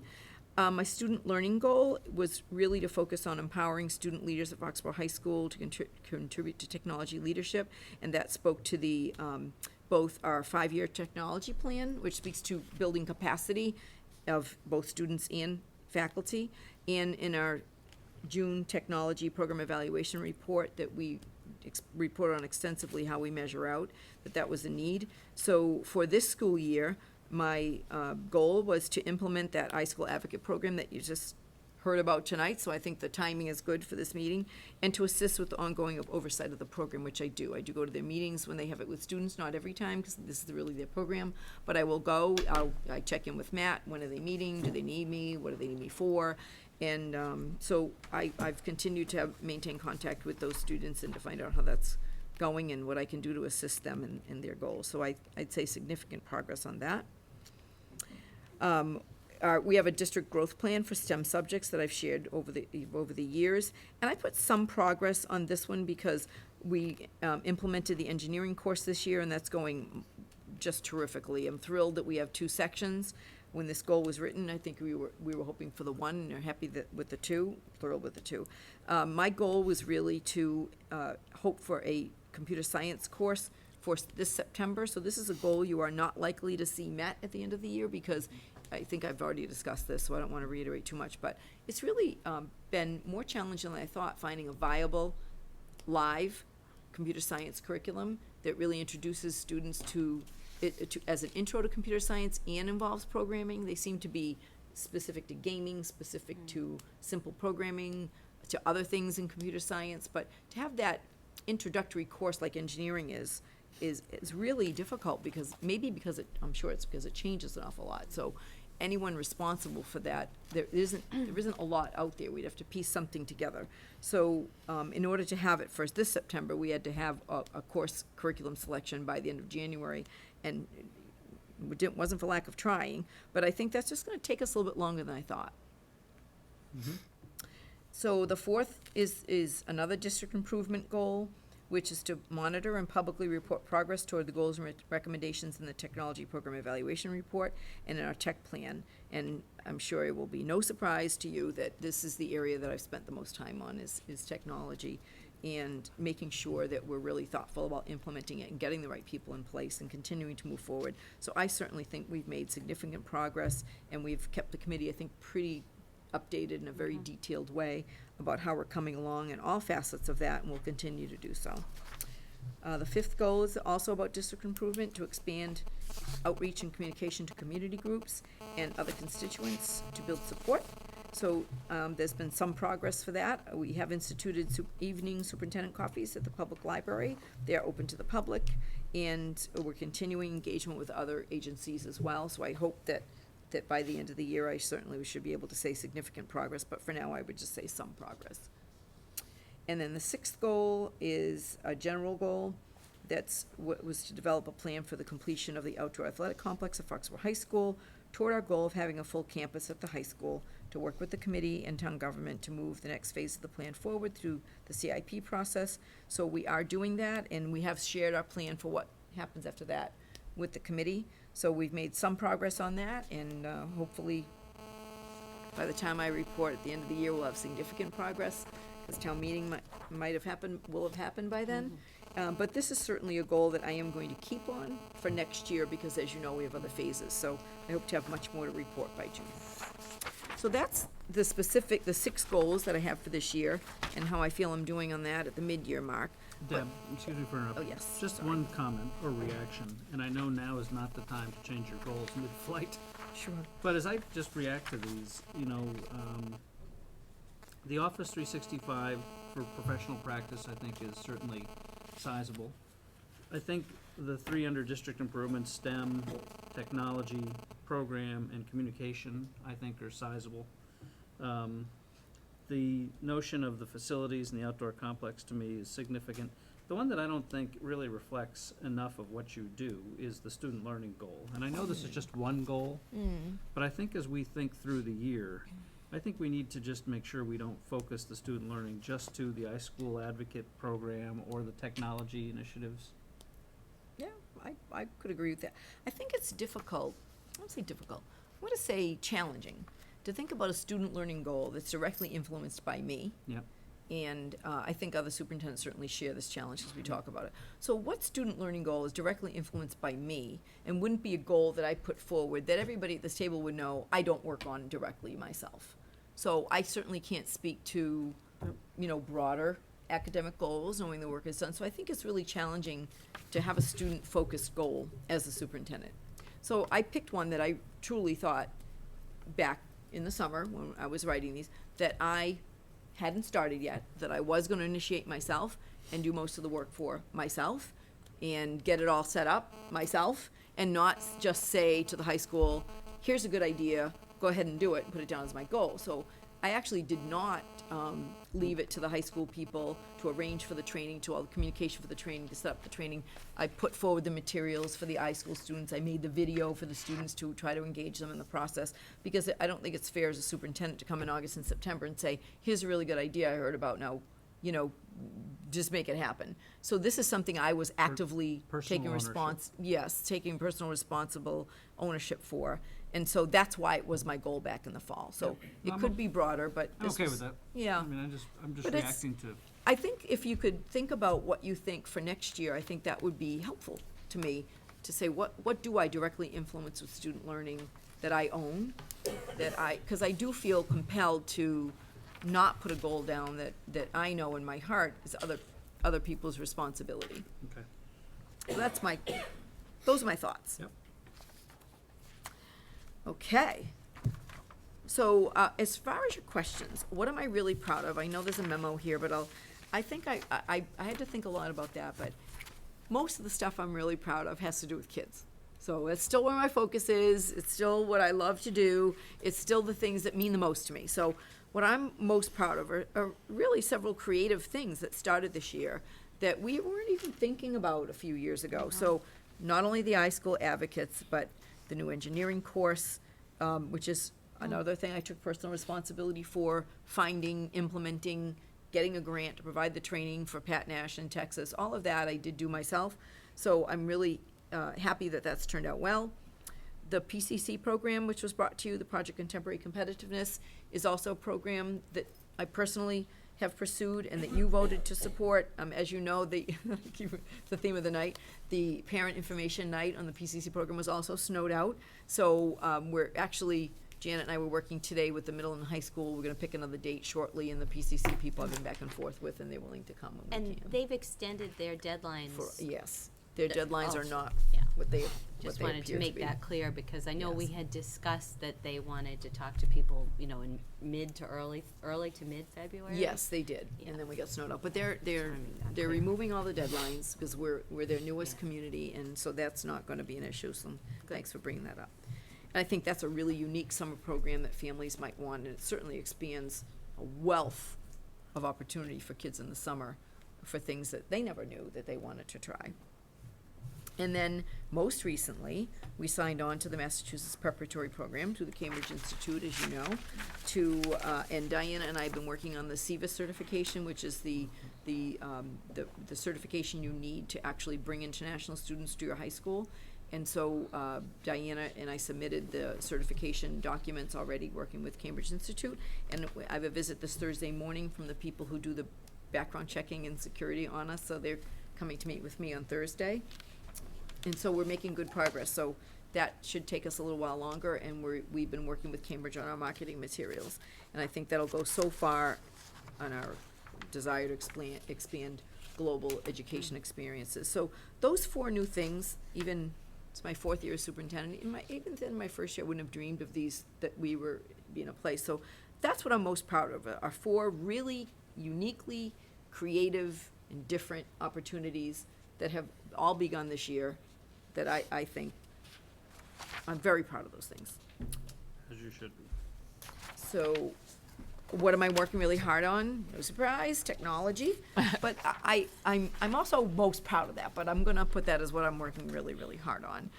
The progress that we've made, as I said, with the right people, the right will, the right spirit, the right commitment, the talented staff, and of course our terrific students, everything goes toward that, to improve our technology infrastructure and our technology integration, always for the benefit of students. And I think we've made it, I use the word astounding progress in just over 7 months, and I really, truly believe that. So not only am I working really hard on it, we're all working really hard on that. I think that's, if you asked all the administrators and teachers, and probably the students, what's the one thing the district's really working hard on this year? I think everybody would say technology. I mean, what else? That's been our major focus. And then what's been most challenging, I didn't write a lot about this because obviously it's, you know, it's personnel. And I think that it requires a lot of my attention on personnel. We have, and as I said, we have tremendously talented people working in our district, and I'm just so very proud of that, our faculty and our staff. But when they set the bar as high as they do, and then we also have a high bar, and when we all share that high standard, I think that collectively, if you ask any teacher, any faculty member, any administrator, I think collectively we identify quality as a district standard. And when that happens, you really feel compelled to make that in every place, every classroom, every opportunity, every staff member, every interaction, every level of service across the district, that it really, that idea of a high standard of quality really, I think, is pervasive. And the challenge is really to ensure that all students are taught and served by the best, so it doesn't matter what your role is. And so when you value that, then you do have to spend a lot of time on personnel and issues that come up, and people and their needs as well, adult needs, student needs. And that can be really time-consuming and very challenging. But I think as educational leaders, and I'll start with myself, it's the most important job that we do, is to develop, encourage, and provide feedback to our staff while also remaining self-reflective about what we do, what our role is, and what's the right thing. And so, speaking in generalities, that is a challenge that I think certainly we faced other years, and I certainly worked very hard on that last year, and I would say that's my biggest challenge this year. Comments? I think you left something out. I think you left out that this is to your credit, that you're seen and you're very active in the public eye as our superintendent. I'm not trying to like, you know, stroke an ego here. It's everybody knows who Deb Spinelli is, and that this is the superintendent of school, and I think there's a level of confidence out there that's tangible. And I think you left that off your list. Oh, thanks. Well, Even on the snow day calls, Steve? Well, even, you know, I'm sure there's a bunch of kids out there that love you when the robocall comes. Oh, they love it. But there's been a bunch of parents that They reach really the other love it. way. But, no, I you know. and Until we've- June. Well, you know, Yeah, been there. team, we've had this conversation before. You're out there in the public eye and not behind a shut door all the time. And I've talked to many parents who've had one issue or another, and I've found it very easy to say, you should contact the superintendent's office. And there's always been some kind of fruit that was born from that recommendation, and that's just my 2 cents. Thank you. Good comment. Thank you very much. I will echo what Steve said, and I will just chime in that, you know, you're always innovating, and the changes that you make are always good ones. I know I have talked to several people who are very happy with the evening coffee, since you called that out in your goals page, so that's The a great last one change. got snowed out. I think we're all used to that, but I hope that you'll Surprise. have another one before the end of the year, because There is I know one- those were well received. There's Yeah. one more. I So I was gonna ask you April about that, maybe? because my February one was snowed out. Yeah. So I was gonna reschedule for March, but then I have one coming up right again in April, so I might just wait till April. We were gonna talk about global education and the international student program, because by then we'll also be recruiting for moved, host yes. families, so. I don't know if I'll be able to, we're still trying to reschedule things from the first storm, the second storm, the third storm, and it seems like we're just rolling in the rescheduling, and some things have been rescheduled twice. So, It's like the I may Step Up be able to, but I'm not concert sure there are tonight. enough evenings in the calendar, so I'm toying with the idea of just waiting until April. Well, I know it was well received, the evening coffee. Yes, so- it's certainly been a conversation and an opportunity to interface with people who can't come during the day. Right. So I think that was a really good suggestion that I think has worked out well. Have any comments? Keep doing what you're doing, please. Trying. And I'll just add, and I'm gonna You know, Deb, you do such a good job, and your past full year appraisals from us reflect that. I'm gonna try just to be balanced, always, because that's the way it is where I come from. You know, I think Tina used a great word, innovative. I think your innovation with your instructional programs is superb. And you have great support helping you with that. But that's part of it's building a good team around you. I think something we can continue to work on, I think personnel will always be there. You know, we're a public school system. We don't pay, you know, the highest salaries. You've got, you know, you have to get out of your staff what you do through your sincerity, your leadership, your being someone that they want to come work for and do their best. And I think that's going to always be. And I think one thing I've heard that I'll just put out there for you to continue to think about or to think about is you do so many outreach programs for families, for parents, the coffee, the school meetings, the school leaders meeting. One comment I heard is that they feel like they're hearing the same thing over and over again. It's the program du jour that you're updating people on. So maybe there's a little bit more sit back and absorb or listen. And I think probably, and I'm just thinking out loud, I think probably part of that is you want to come with something that's worthwhile or for people's time. Maybe every so often we need to just come with less and say, tell me what's on your mind.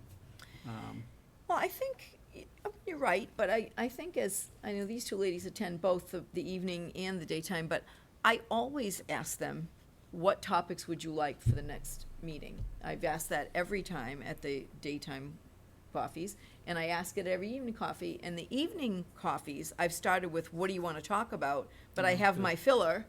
You know, I usually have a topic if they, and I don't find a lot of ideas forthcoming. And Amy's with me at every one of those. I always ask that question. What would you like to talk about next time? What's on your mind? And if they say something, I do it the next meeting. And I think you can validate that for me. And I've done the same at the evening coffees, trying to say, what would you like to talk about first? And the evening ones have brought up a couple of things that were just questions that individual people had but I would love that, but there's not a lot that comes out. Because I would talk about that if somebody showed up and said, I really want to hear more about X, then I would keep my, my go-to topic, you know, under the attendance sheet, but it doesn't happen that way. Yeah, no, I can picture that. Well, Bruce, I'll just chime in that I think it's a testament to the openness that the district, I know it really started with Dr. Marta's superintendency, but Debbie has definitely continued it, and just the openness that the administration has had in keeping that line of communication available to parents and being responsive to emails and phone calls. And so that I know when we first started with the parent leader meetings, there were long lists of topics, and I think that you have shared so much with the parents over time that we do feel pretty well informed. But I know, and I would encourage parents to continue to come, parents who are new to the school district. We had a lovely gentleman whose child wasn't even was in preschool, had just started preschool. Came to the last evening just coffee. wanted to see what Foxborough Public Schools were about. It was great, and there was all kinds of discussion about different topics. At the beginning, because I put out there, what do you want to hear about? So I think Here's a as new parents person. become involved and are new to the district, maybe we will see more topics and different requests for different information, and things evolve and change over time. So yeah. So I think that's another. It's sort of like the idea of the Speakers Bureau. You can invite people, because every email I send out, whether it's the daytime coffee group, you know, which is the parent leaders, which is a huge. If you see how many people actually goes to as opposed to number show, I always say, if you have any topics you want to talk about, please send your ideas to me. I don't get that many. When I send the superintendent's evening coffee goes to all parents in the district, which is how the preschool parent showed up. And I'll say, I say in that, bring anything you want to talk about. It's open, it's your meeting. So I don't know what more I can do to invite people, but I'd listen more if people had things they wanted to talk to me about. There's their challenge. That's right. Come Any on by. Any other comments on Deb's mid-cycle review? Okay, great summary. If any of the committee members have thoughts between now and the end of the year about what you would like to see me work on, or specifics that you want to talk to me about individually, that's great. As you know, you have individual meetings with me at the end of the year before the composite evaluation is written. So it's much more helpful to me if you have a thought or a question at this time of year to talk to me about it now, so that I can give my full attention to it. Thank you, Deb. Good, good analysis, good summary. Okay. Okay, MSBA Burl School FY15 Statement of Interest. Won't sound much different from the past, but go ahead, Bill. And this is a requirement of the MSBA documents. I will say, first paragraph within the box, you need to update. It was supposed to be April 10th, 2015. Just so we have that straight. And you could probably waive the reading of this as it is somewhat consistent, but basically what we're doing, as we've done for the last 2 years, is there's 2 categories in which we're submitting our application for. The first one is the replacement, renovation, modernization of school facilities, systems such as roofs, windows, boilers, heating, ventilation systems, and to increase energy conservation and decrease energy-related costs at a school. That's under Category 5. Under Category 7, it's the replacement of an addition to an obsolete building in order to provide a full range of programs consistent with state approved requirements. Now, a lot of the other choices categories you can go under are, facilities that have outlived their life and or are in such deteriorated position that need to be totally replaced. So really what we're looking for is there's 2 things here, is just like we've done with the high school, and somewhat like what we did with the Ahern, is that we want to bring everything up to current code, current requirements, get away from the single pane glass windows to thermal pane windows that give us the warm and cozy rooms. Look at the facilities internally to make sure they're all ADA compliant. An area that we're sorely weak in this elementary school. We do have an expansion requirement or request for 2 additional rooms on this building, basically to build the appropriate size classrooms for the pre-K program. And I will say one thing, and I'm sure we'll get somebody saying, well, you want 2 more classrooms, why do you need that? You got a population doing what it's doing. But there are 2 pushes going on the state level. One of them, as we all know, full-day kindergarten, which we are pretty much, as far as, even though it's not universally paid, it is almost all the district is. The next push is on the pre-K, and if we don't add these 2 classrooms, we will not have that capability. It will be marginally close with this doing it, but still, we at least have the option to do it as the state moves in that direction. The other side of it is just the requirements in the pre-K program.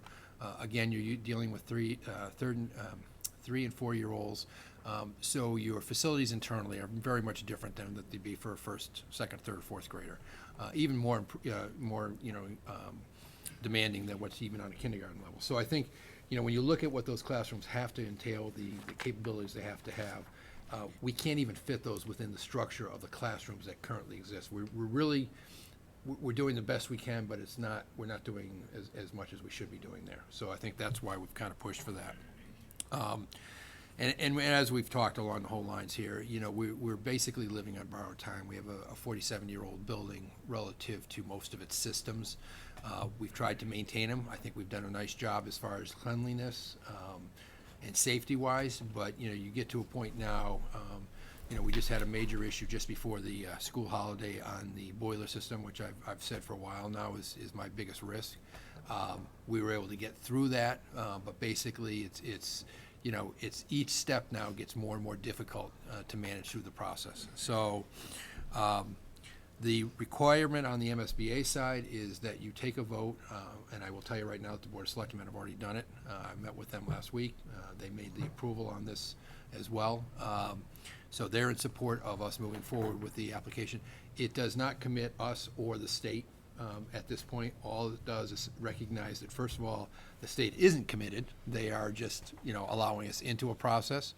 They're not making any financial commitment to us at all. But it understands that, as a committee, that you believe that this is the priority process for the district and it's something that you really want to move forward with. So the wording within the box has to be exactly as you see it within your text of your minutes. assuming those minutes come back to your next meeting and are approved, I will get a copy of those minutes signed off by the chairman, and that's part of my documentation going in.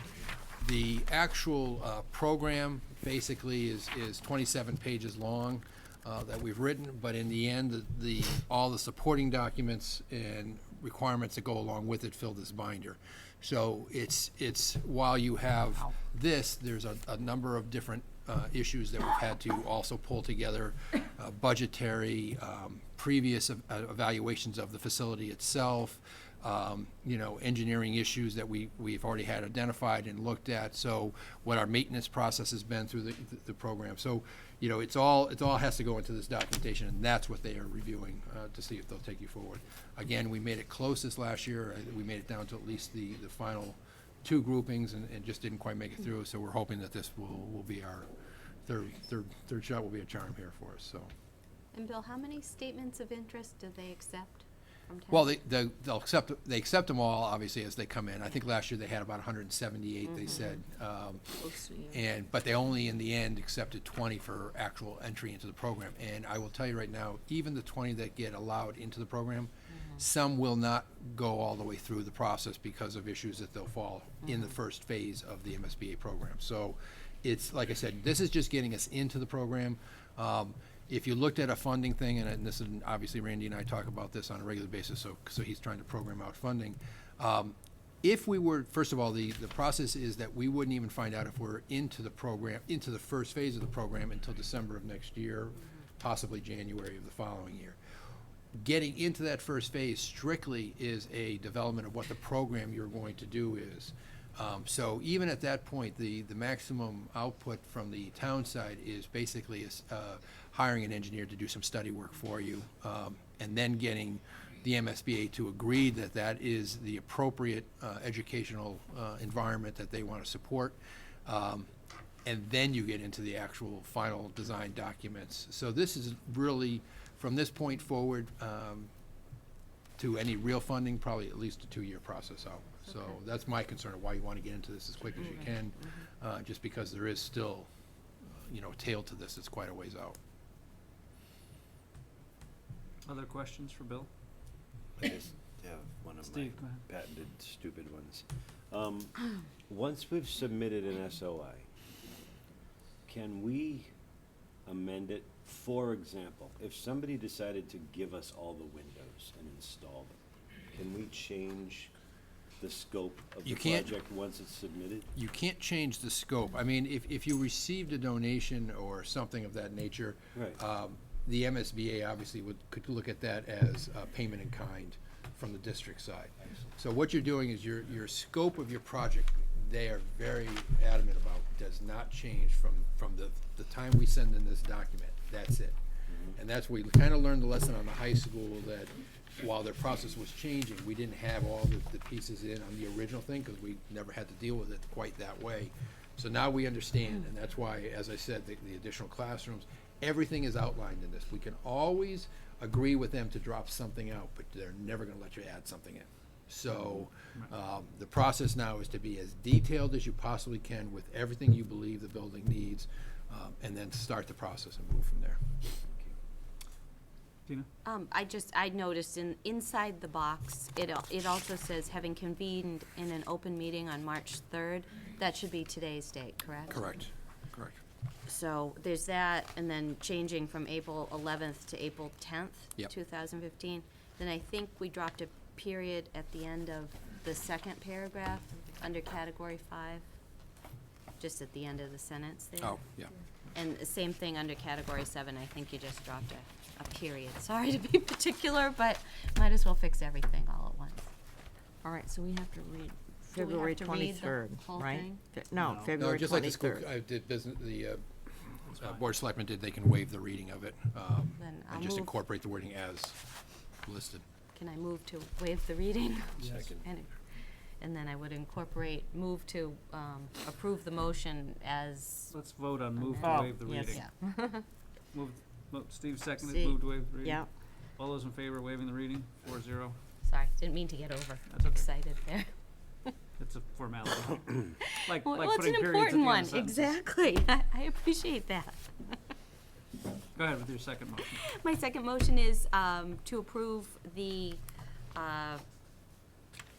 vote to submit a statement of interest, to approve the motion to submit a statement of interest for the Borough School. As written with As date written amendments. with date amendments. I'll second that. Okay, and just before we call for a vote on that, I have one bit of discussion, because I just wanted to ask Bill one question before we did it. And this is the old sales training of me, Bill, but I suspect that our description of these categories for which we're applying for funding are their words. Yes. In other words, chapter 5 and category 5 and category 7. This document actually is their document. Yeah, so. You can't waver from the wording at all. What about the text that follows the category 5 heading and the category 7 heading, those paragraphs? Those are their exact Their wording. So there's no way for us to, I mean, these don't, as I read these don't. Oh, no, I'm sorry, no, That's after ours. those is our summaries of the 27-page. Okay. Yeah, that's our opportunity to provide detail under why we're selecting category 5 and Okay. category 7. I just, I mean, it probably doesn't matter, because they know what they're reading and they understand the issues, but to me, these don't scream urgency of needing to do things to a 47-year-old building. I mean, you do state that, the building does not meet most ADA requirements. But our statement of interest actually is huge. Right. This is the motion, Yeah. but I think you've had it in other packets, the entire statement of interest, which is 27 pages, pages upon, how many pages? 27. 27 pages. Yeah, I'm just trying to And think of we go ways to- through that thoroughly, because when they came for the visit in the fall, we went through that document page by page.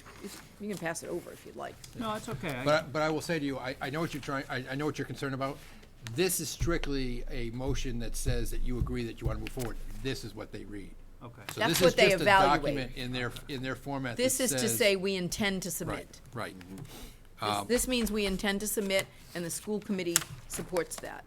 And then that is what they actually judge us on. Yeah, I'm just trying. And I think Would that be what fair? you want to really understand is why this document exists is the last paragraph. And I'll read it because of your questioning. And hereby further specify, acknowledge that by submitting the statement of interest form, the Massachusetts School Business Authority is in no way guarantees the acceptance or the approval of an application, the awarding or the granting of any other funding commitment from the Massachusetts School Building Authority, or commits the city, town, or regional school district to filing an application for funding for the Massachusetts School Building. So what they're really wanting to get on record is that, yes, you want to do this, but there is no guarantee you're going to get anything for it. Yeah, And- and I and- understand that. so My only thought was, is there a way to increase our chances this time by That's in the being, 27. But that's in that page. more urgent about the requirement?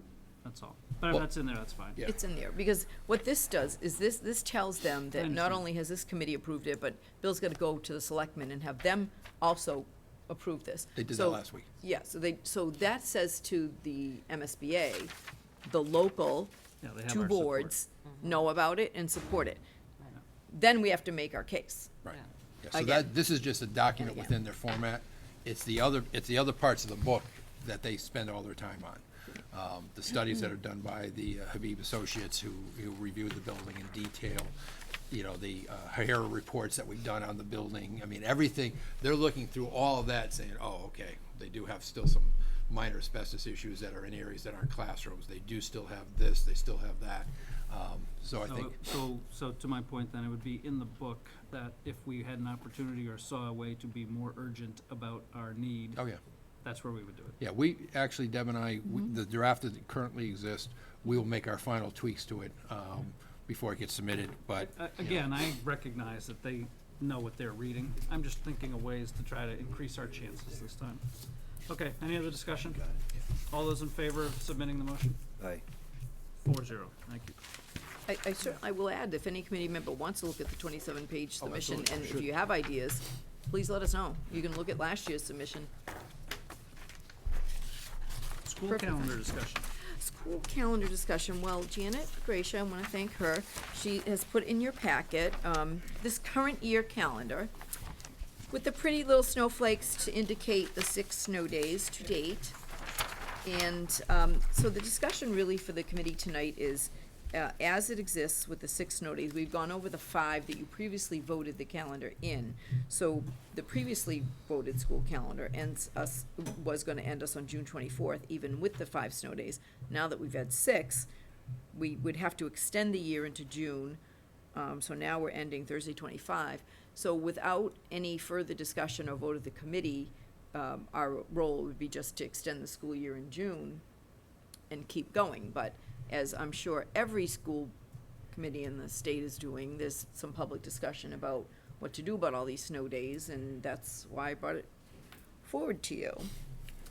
So, just to summarize what you're saying, we need to approve extending the calendar to the 25th, if that's where we would like to put an extra makeup day. Right, or Or if you we can look wanna at consider alternative other other options. And I'm sure everybody knows what other options are. There's school vacation weeks, there's Saturdays, there's a religious holiday in there, there's a lot. And other districts, this has been, as you can imagine, a hot topic, are doing one or more of, or all of the above. I think it's totally up to the committee what you wanna discuss. Do we have to make this decision tonight? I would say, I don't know, it's up to you. Between now and next week. I think it's, I would say no, but I think probably it's helpful if we could get a consensus tonight. I feel, I know how I feel. I mean, if the choices are extending one more day in June, or going into April vacation week, or having school on a religious holiday, or having school on a Saturday or Sunday, I know which one I favor. I don't wanna bias the committee, but I would feel comfortable voting tonight. Do you all have similar gut feelings about how you would vote, or do you need more time to think about it? Well, I'd like to offer us to revisit something that, there is a precedent for this, and it worked. So because of that, I'd like us to revisit it. Taking the option, because Good Friday is not connected with April vacation this year, to have one of our snow days on Good Friday. And I cannot tell you the year, but I do remember only the IGO building had to go back to school on that. I think 2 years ago. 2 years. And almost everybody went, and there were very, very few, I mean, leaving the option that for religious reasons that, you know, a child would not have to attend that day. And very few people took that option.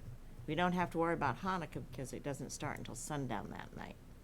So that would, so it It's would true be of just. other religious holidays. I'm sure the committee knows that there are other religious holidays that we do go to school on, because there are many different religions represented in our Right. community, and people always have the right to make their own Own family de- decisions based on their religion, and so that wouldn't be any different, really.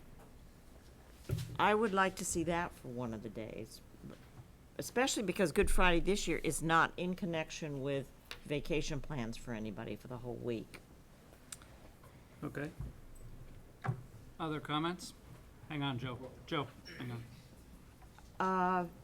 I do remember in 1978, professional development days. Do we have 2 left? We don't have any left. Oh, well, we've used them all. Yes, Then because I don't- now we front load those at the beginning of the year. Okay. I don't need to make my next comment then. Suggestion. I was just gonna, there was that one other precedent where they decided to do one Saturday and then a couple of different afternoons, but. I actually seeing as- remember going to a PD day on a Saturday in the 90s. Don't know why, but I remember we did do that, but Or it was. it wasn't the sem- particularly great. No, but I No, was that just happened thinking- one year when I was a teacher, actually, where they swapped out, someone swapped out a PD, a school day for a PD day. And we went Right. to PD on a Saturday. I can remember being in it was in the late 90s, I can remember being in the IGO school cafeteria on a Saturday in the spring, but it wasn't Well, wasn't it's memorable, better, other than it was a might be better Saturday. than June, but anyway, so we don't have to think about that. But I would like us to consider that one, it's April 3rd, Friday, April 3rd, I believe. Anybody else wanna make any comments before we recognize Joe? If we were considering it, would it be a half day of school? I think we could have an early-ish dismissal, I know that's not professional, but to say that, but on the half-day dismissals, we don't give kids lunch, for example. But I think this is a different kind of day, and maybe we would stay through lunch, or I don't really know. I think the committee would have to vote on it, and then we'd have to discuss what we would do about that day. But there's an option not to make that a full day? Well, An I think- early I think release it- day? I think we have early release days on conference, parent conference days and other things, and And I Thanksgiving. and certainly think so- we could consider that, but I don't wanna say right now, that we would, but I would, because we haven't discussed it. We haven't discussed things that, But an early release day does constitute a full day Yes. for the state law. yes. Okay. So I would say it's likely, and maybe we do a little bit longer day, because I know it does impact, early release impacts families and their jobs, so it might be wise to consider a fuller day rather than a full day. Sounds right. Okay. Joe, go ahead. So term 2 ends on April 2nd. Then since all the 6 snow days have been used in quarter 3 so far, Yes. would the term be pushed back to April 9th or 10th? Joe, you and I are on the same wavelength, because look what I wrote down on the side of my calendar. Ending of term 3, question mark? Should it be April 10th? Yes, if then term 2 now would equal 44 days, which is about what we're supposed to have terms be 44, 45 days in length as a quarter of the year. So I actually already made that note. So regardless of what the committee decides about Good Friday, we're gonna need to move the term to the following week. Yes, I wrote that same thing down. Yep, and then with the, so I would, feel good about myself will right this now, be Joe, that voted I on? thought of something you thought of. Momentarily. yep, so would we, besides Good Friday, would we do 2 days during April vacation, just do Tuesday and Wednesday, have Monday, Thursday, and Friday off? That's an option. But the. King but the- Philip's doing a survey on that right now. I took it. And I think Franklin is going to go the whole vacation, aren't they? Except for I- Monday, like Monday, the whole. You know what, it's different for every community, because some communities have lost more than 6 days. For example, if you remember, some communities lost a day due to the extreme cold, some communities have had other snow days off that we didn't, depends on where you are geographically.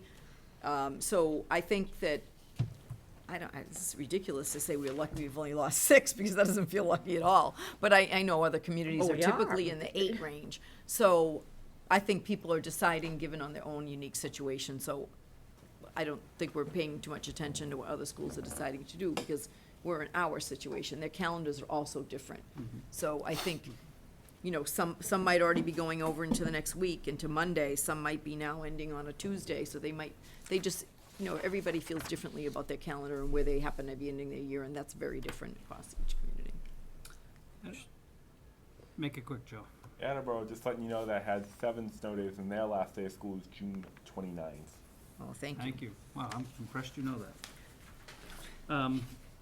I think we could delay a vote, but I don't know that would do a lot for us. When we delayed a vote in the past on calendar, or when we've had calendar issues come up, we get differing opinions, there's not a consensus.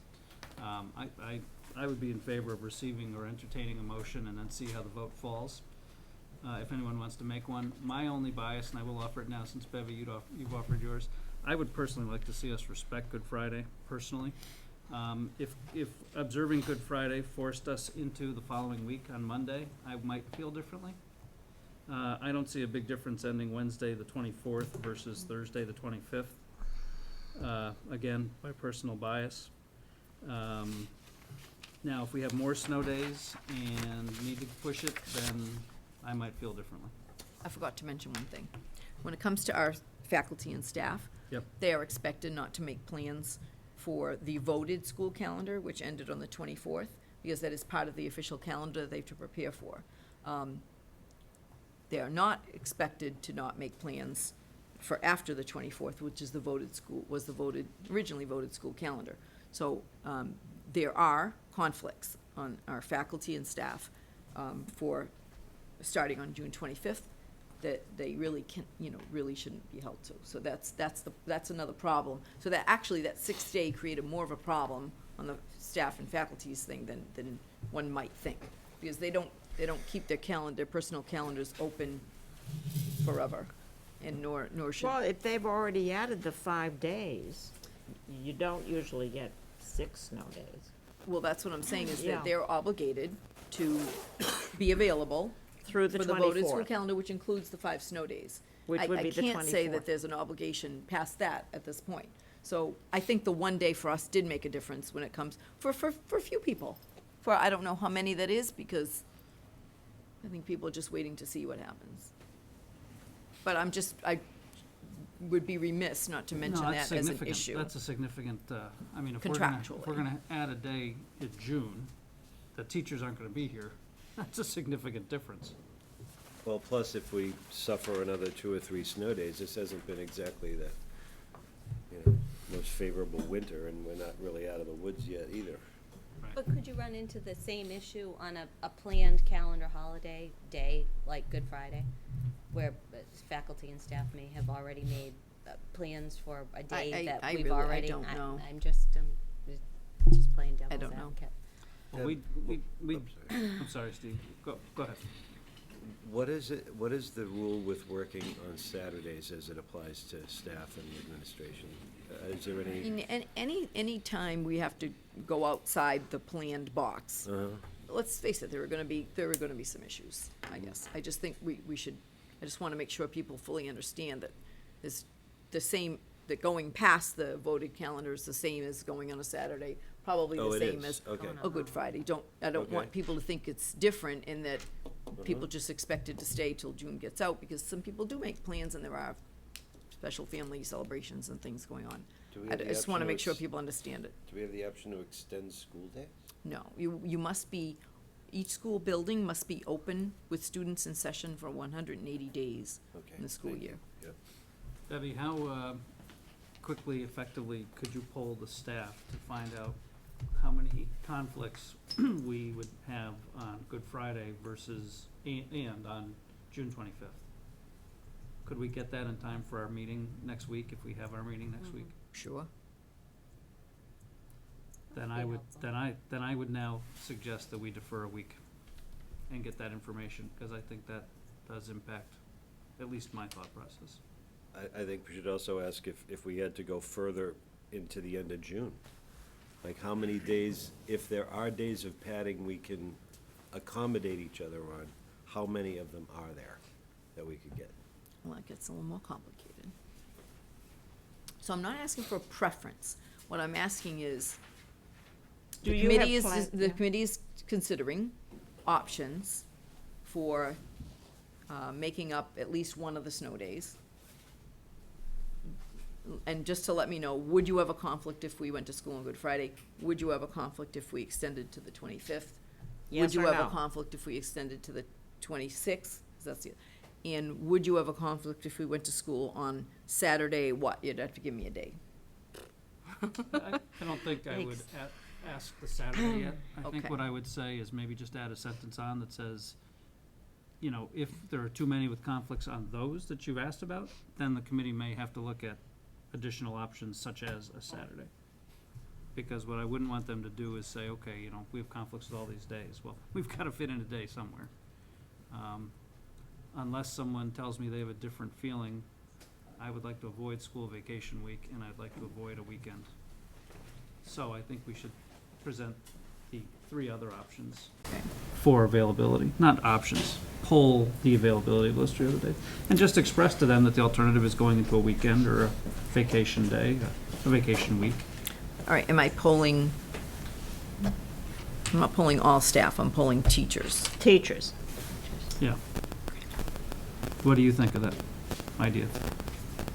I think information is always good for informed decisions.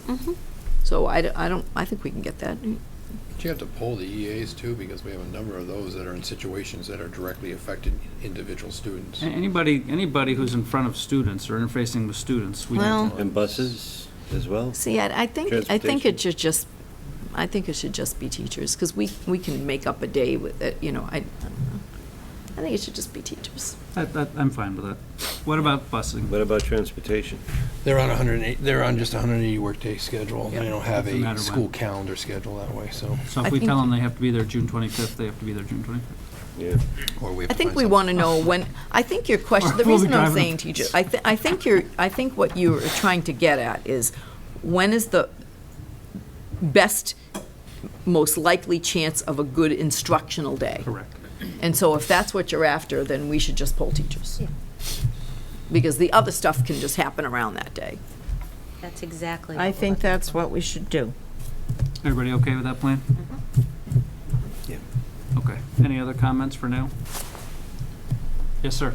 So what were you saying, so would students have to be required to go that day when you said just teachers? No, we're just No, asking asking teachers for teachers. conflicts. But yes, of course, students are always required to go to school when school's open. You know that. Yeah, what if you have another conflict, which, You can't have a conflict, Joe. Your job is to go to school. Thanks for your thoughts, Joe. Okay, anything else on the calendar? So I think we will meet next week, and at least have that topic. Okay? Okay, school committee vacancy. Is this my topic or yours? It's yours. It's yours, you're chair of the school committee. This is our problem. Okay, This is our unsolved opportunity, so I have. not a problem. I have talked to a few of you who have called me, actually one of you who's called me one-on-one and recommended, in light of the short time between now and the May election, that we not fill the seat, which I think was our rough consensus in a very brief discussion at our last meeting. I did speak to the chair of the Board of Selectmen today, and she is of the similar opinion, that there's not an urgency from their perspective, and of course, they are involved in the joint appointment as we are. So nothing has changed in my mind that would indicate that we should quickly go and appoint a person to fill the chair. But I would like the committee's thoughts and reactions, and I'll obviously go with what the committee would like to do. Well, this also, a precedented success. When Vin Igo passed, he passed in January, so it was an even longer vacancy. And, I mean, look at the votes we're taking tonight and the SOI. Our major crunch things are in. It's now Bill's creative challenge to see how much of our, if we have any surplus left over, because we're spending so much on snow removal. But that's not a decision we have to make. You know, I mean, it's, the facts and figures are gonna tumble in. Is your point, Bevy, So- about the fact that we have uniformity of votes most often? Is that the point you mean, or are you on a different point? I'm sorry. No, no, not uniformity of votes, but, I mean, we don't have crucial things right now that we have to vote on that would require a fifth member be present, I don't think. Yeah, the only reason, I agree with you. The only reason that I can think of to offer to the committee why a fifth might be helpful would be to help break a crucial vote. You know, I did feel a little uncomfortable abstaining as I did on the first school calendar issue, and received some feedback from people that, you know, they were counting on my support, and, but that's what I did so that we could make a decision. Could that happen again if we leave it at 4? Certainly it could, but I do agree with you, we don't see anything significant on the horizon, and we're only talking about a few meetings. You know, we would be required to wait 2 weeks. Mrs. Adair just gave her official notice last week, I believe. I have the exact date if you guys want to know it. After that point, we have 2 weeks to notify the selectmen. No, 30 days. 30 days. And then we wait 2 weeks, so by the time we get through this process, There are only 1 or 2 meetings left, doesn't make period. a lot of sense. Which it does not make a lot of sense. So I guess my recommendation, and we thought through it, is that we go forward to the May election without the seat filled. The one other consideration I'll just offer that I researched is if I look at our policy statement on filling the seat, it doesn't say that the school committee has the option not to fill it, and that the Board of Selectmen have the option not to fill it. It just says you will fill it. So I want to make sure the committee's comfortable. As you mentioned, Bevy, there's precedence. But that's how, and A successful I'm glad our precedent, lawyer is reading so. the language, but that's Well- how I read it. Your lawyer's wishing she looked at the law, because I'm just wondering what the legal reference says, because our policy actually does say as provided in the law, and we reference Mass General Law, Chapter 41, Section, paragraph 11. So Perhaps we need to take a look at that and see if we are actually required to do this by law. I think it only enhances our discussion at this table to have an additional member, and whether it be for, 2 meetings or not, I don't have a problem with it. At the same time, our time is valuable, all of our time and that of our Board of Selectmen, and we would have to make time to have a joint meeting. It would be a somewhat lengthy process, so I appreciate both sides of this argument, and I apologize, I've been out of town, and I have been thinking about this, but I really didn't tune in on the legal reference, so I'm thinking maybe we should look that up, actually, before we, Well, we, decide. a few years ago, we did the precedent, and there was no legal action. No, and yet we still want to make sure we comply with our policy. So, would you be willing to look at that? I will look it up and report back on Monday, if we're planning to meet next Monday. Is that okay? It sounds like we have a couple topics we need to focus on. I don't know, Deb, if you anticipate having topics next week?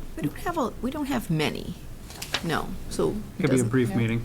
Yeah, we don't really have any big topics coming up for the Okay. next meeting. So that's a Maybe scheduled MASC school would meeting, be or good we're to calling a consider. schedule? No, it's a scheduled meeting. Okay. I spoke with the MASC about this, and I'm not a lawyer, but what I was told was, and I asked about the law.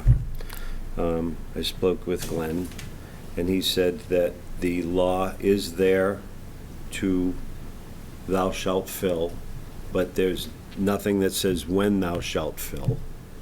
And while I do believe that, this board or any school committee should have a full complement of people on it, I think it's a complexity, and I don't have the appetite to do it if we don't have to, frankly. And I'm of the consensus that the board voted and that the board discussed at the last meeting. I'm afraid I wasn't at. But We didn't discuss it at length, Steve. It wasn't a scheduled item. I It was just understand. a- I'm just saying that I have no real appetite to pursue this until, and just let May go where it goes. And Glenn seemed to think that it's okay to wait, but, if there's further research to be done, or we have to call our own attorney, for a guidance, I don't know. But if we are to vote tonight on anything, I would vote to not do anything until May. Thank you for calling, Glenn. I wish I'd thought of doing that too. No, I called him. Well, see, I remember we had the meeting, and then we got snowed out, and then I wasn't here, so Yeah. when I got back, I called him to find No, out it what was- the it heck's was a going good- on. Good He idea. he gave very, very good advice and elaborated on certain topics, but No, anyway. thank you. It's In a helpful. nutshell, I don't have the appetite to do anything. Well, if we're gonna meet next week, there's no need to act on this tonight. We can get a little more information. Yep. Thank you, yes, for talking to Glenn. Do we have a quorum next week? Is anybody out next week? I think I should be here, yeah. Okay. Unless Debbie calls a snow day again. Who knows? At this rate, Just waiting for my phone to ring. as is everyone. Okay, so next week we'll finalize school calendar discussion based on the input. That'll give us a little more information for that decision. Tina will check out the general law, thank you. That'll give us a little more input on that decision. So we have at least 2 short items for next week. Okay, anything else on that one? So, other matters? I want to say congratulations. Foxborough High School has been selected to perform at the Ellington contest once more in New York City in May. It's our jazz band. Bravo. So, The yes, that was jazz mine band. too. So as we know, our Foxborough High School Jazz Ensemble has been designated the most frequent finalist at essentially Ellington. And so, couldn't have been better news that they did it again. This is the 20th anniversary of that national competition. And it's a pretty elite Extremely elite. and so that was mine too, Bevy. Thrilled for them. That's excellent, congratulations. I would love to go see that show.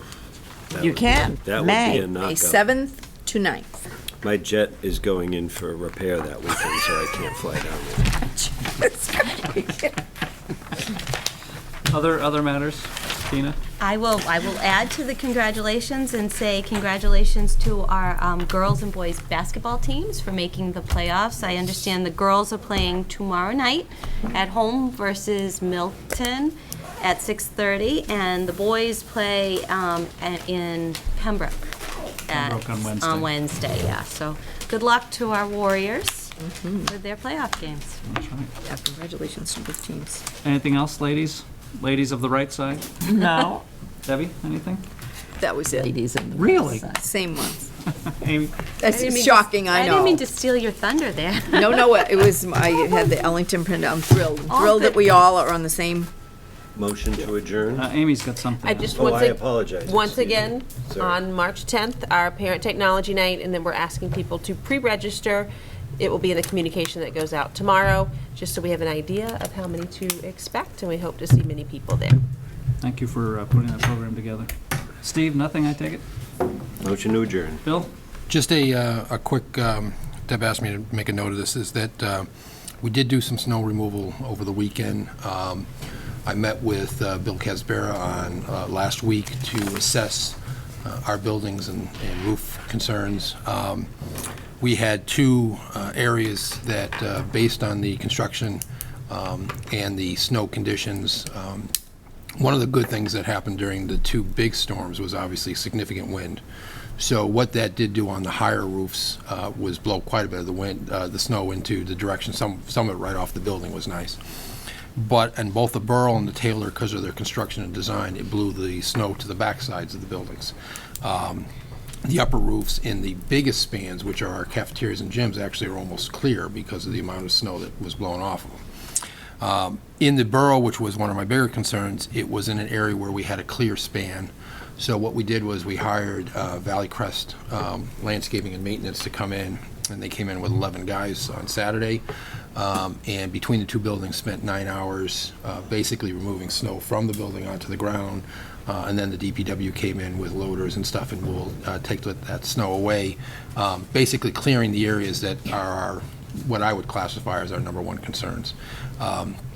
As I've said, and we've gotten a number of calls from different parents across the district, we have basically 8.5 acres of roof. How much? 8.5 acres. So considering the possibilities of being able to clear that type of span, the only practical thing to do is to assess, individual schools and individual areas, and to try to address those areas as we move here. And I think, I think both Bill Casbera and I were very comfortable with the decision we made in doing it. And the other side is having just the resources. One of the things that Deb just received a notice from the state on is that you just can't put anybody up on the roofs, and that's been my philosophy all along. I'm not going to put people up there that, could potentially fall off the roof, fall through the roof, whatever. But I'm more than willing to contract with somebody who's doing that as a service. I will also thank Gillette Stadium because that call from Bill Casbera up to their maintenance group basically is what gave us the contract, because most contractors were tied up. Are they local? They are, well, they do all of Gillette. They are the ones who maintain that facility, all of the area around Patriot Place and stuff like that as well. So they obviously had the resources internally, and they came through, and like I said, they were there 7 o'clock in the morning until close to, it must have been close to 4 o'clock in the afternoon by the time they finished. So. I really appreciate you bringing that up, because I knew that was on the minds of people. So it's accurate to say that you guys have been up and looked at the Oh, roofs. yeah, I've been on them, You've identified the areas of greatest concern, cafeterias, gyms, and we're in good shape in the places. yeah. Yeah, I think we've done as best we can at this point. Again, what we'd love to have is a day a week of warm weather, which looks like in the forecast, what I'm seeing forward is that we're going to have some cold weather, minor flurries, but then we're going to hit a couple days in the high 30s, low 40s. Getting those periodically is the best thing that can happen, because that will start the melting process. The other thing we will do is we are going to go up on the roofs and just where the drains are, clear around those, because that allows for the moisture to actually continue to move. It's a process I used to use in retail stores, and it works very well, so I think we'll do that. But again, the ability to clear in these entire roofs is virtually impossible.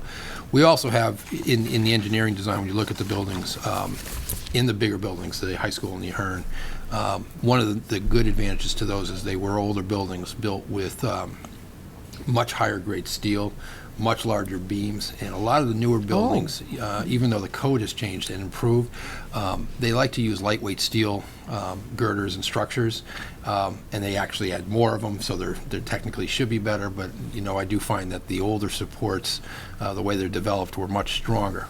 And also, all of our roofs were designed for tar and gravel roofs. That's all since been removed, and now we have lighter weight insulation in PVC or rubber roofs. So you get a little bit of an added benefit from that as well. So keeping my fingers crossed, I think we're trying to address things as we see them and where we're most concerned with them. Good, thank you. All right, Steve, should we adjourn? It's probably balmy outside. Motion to adjourn to the balmy. I'll second that. Good night, everybody.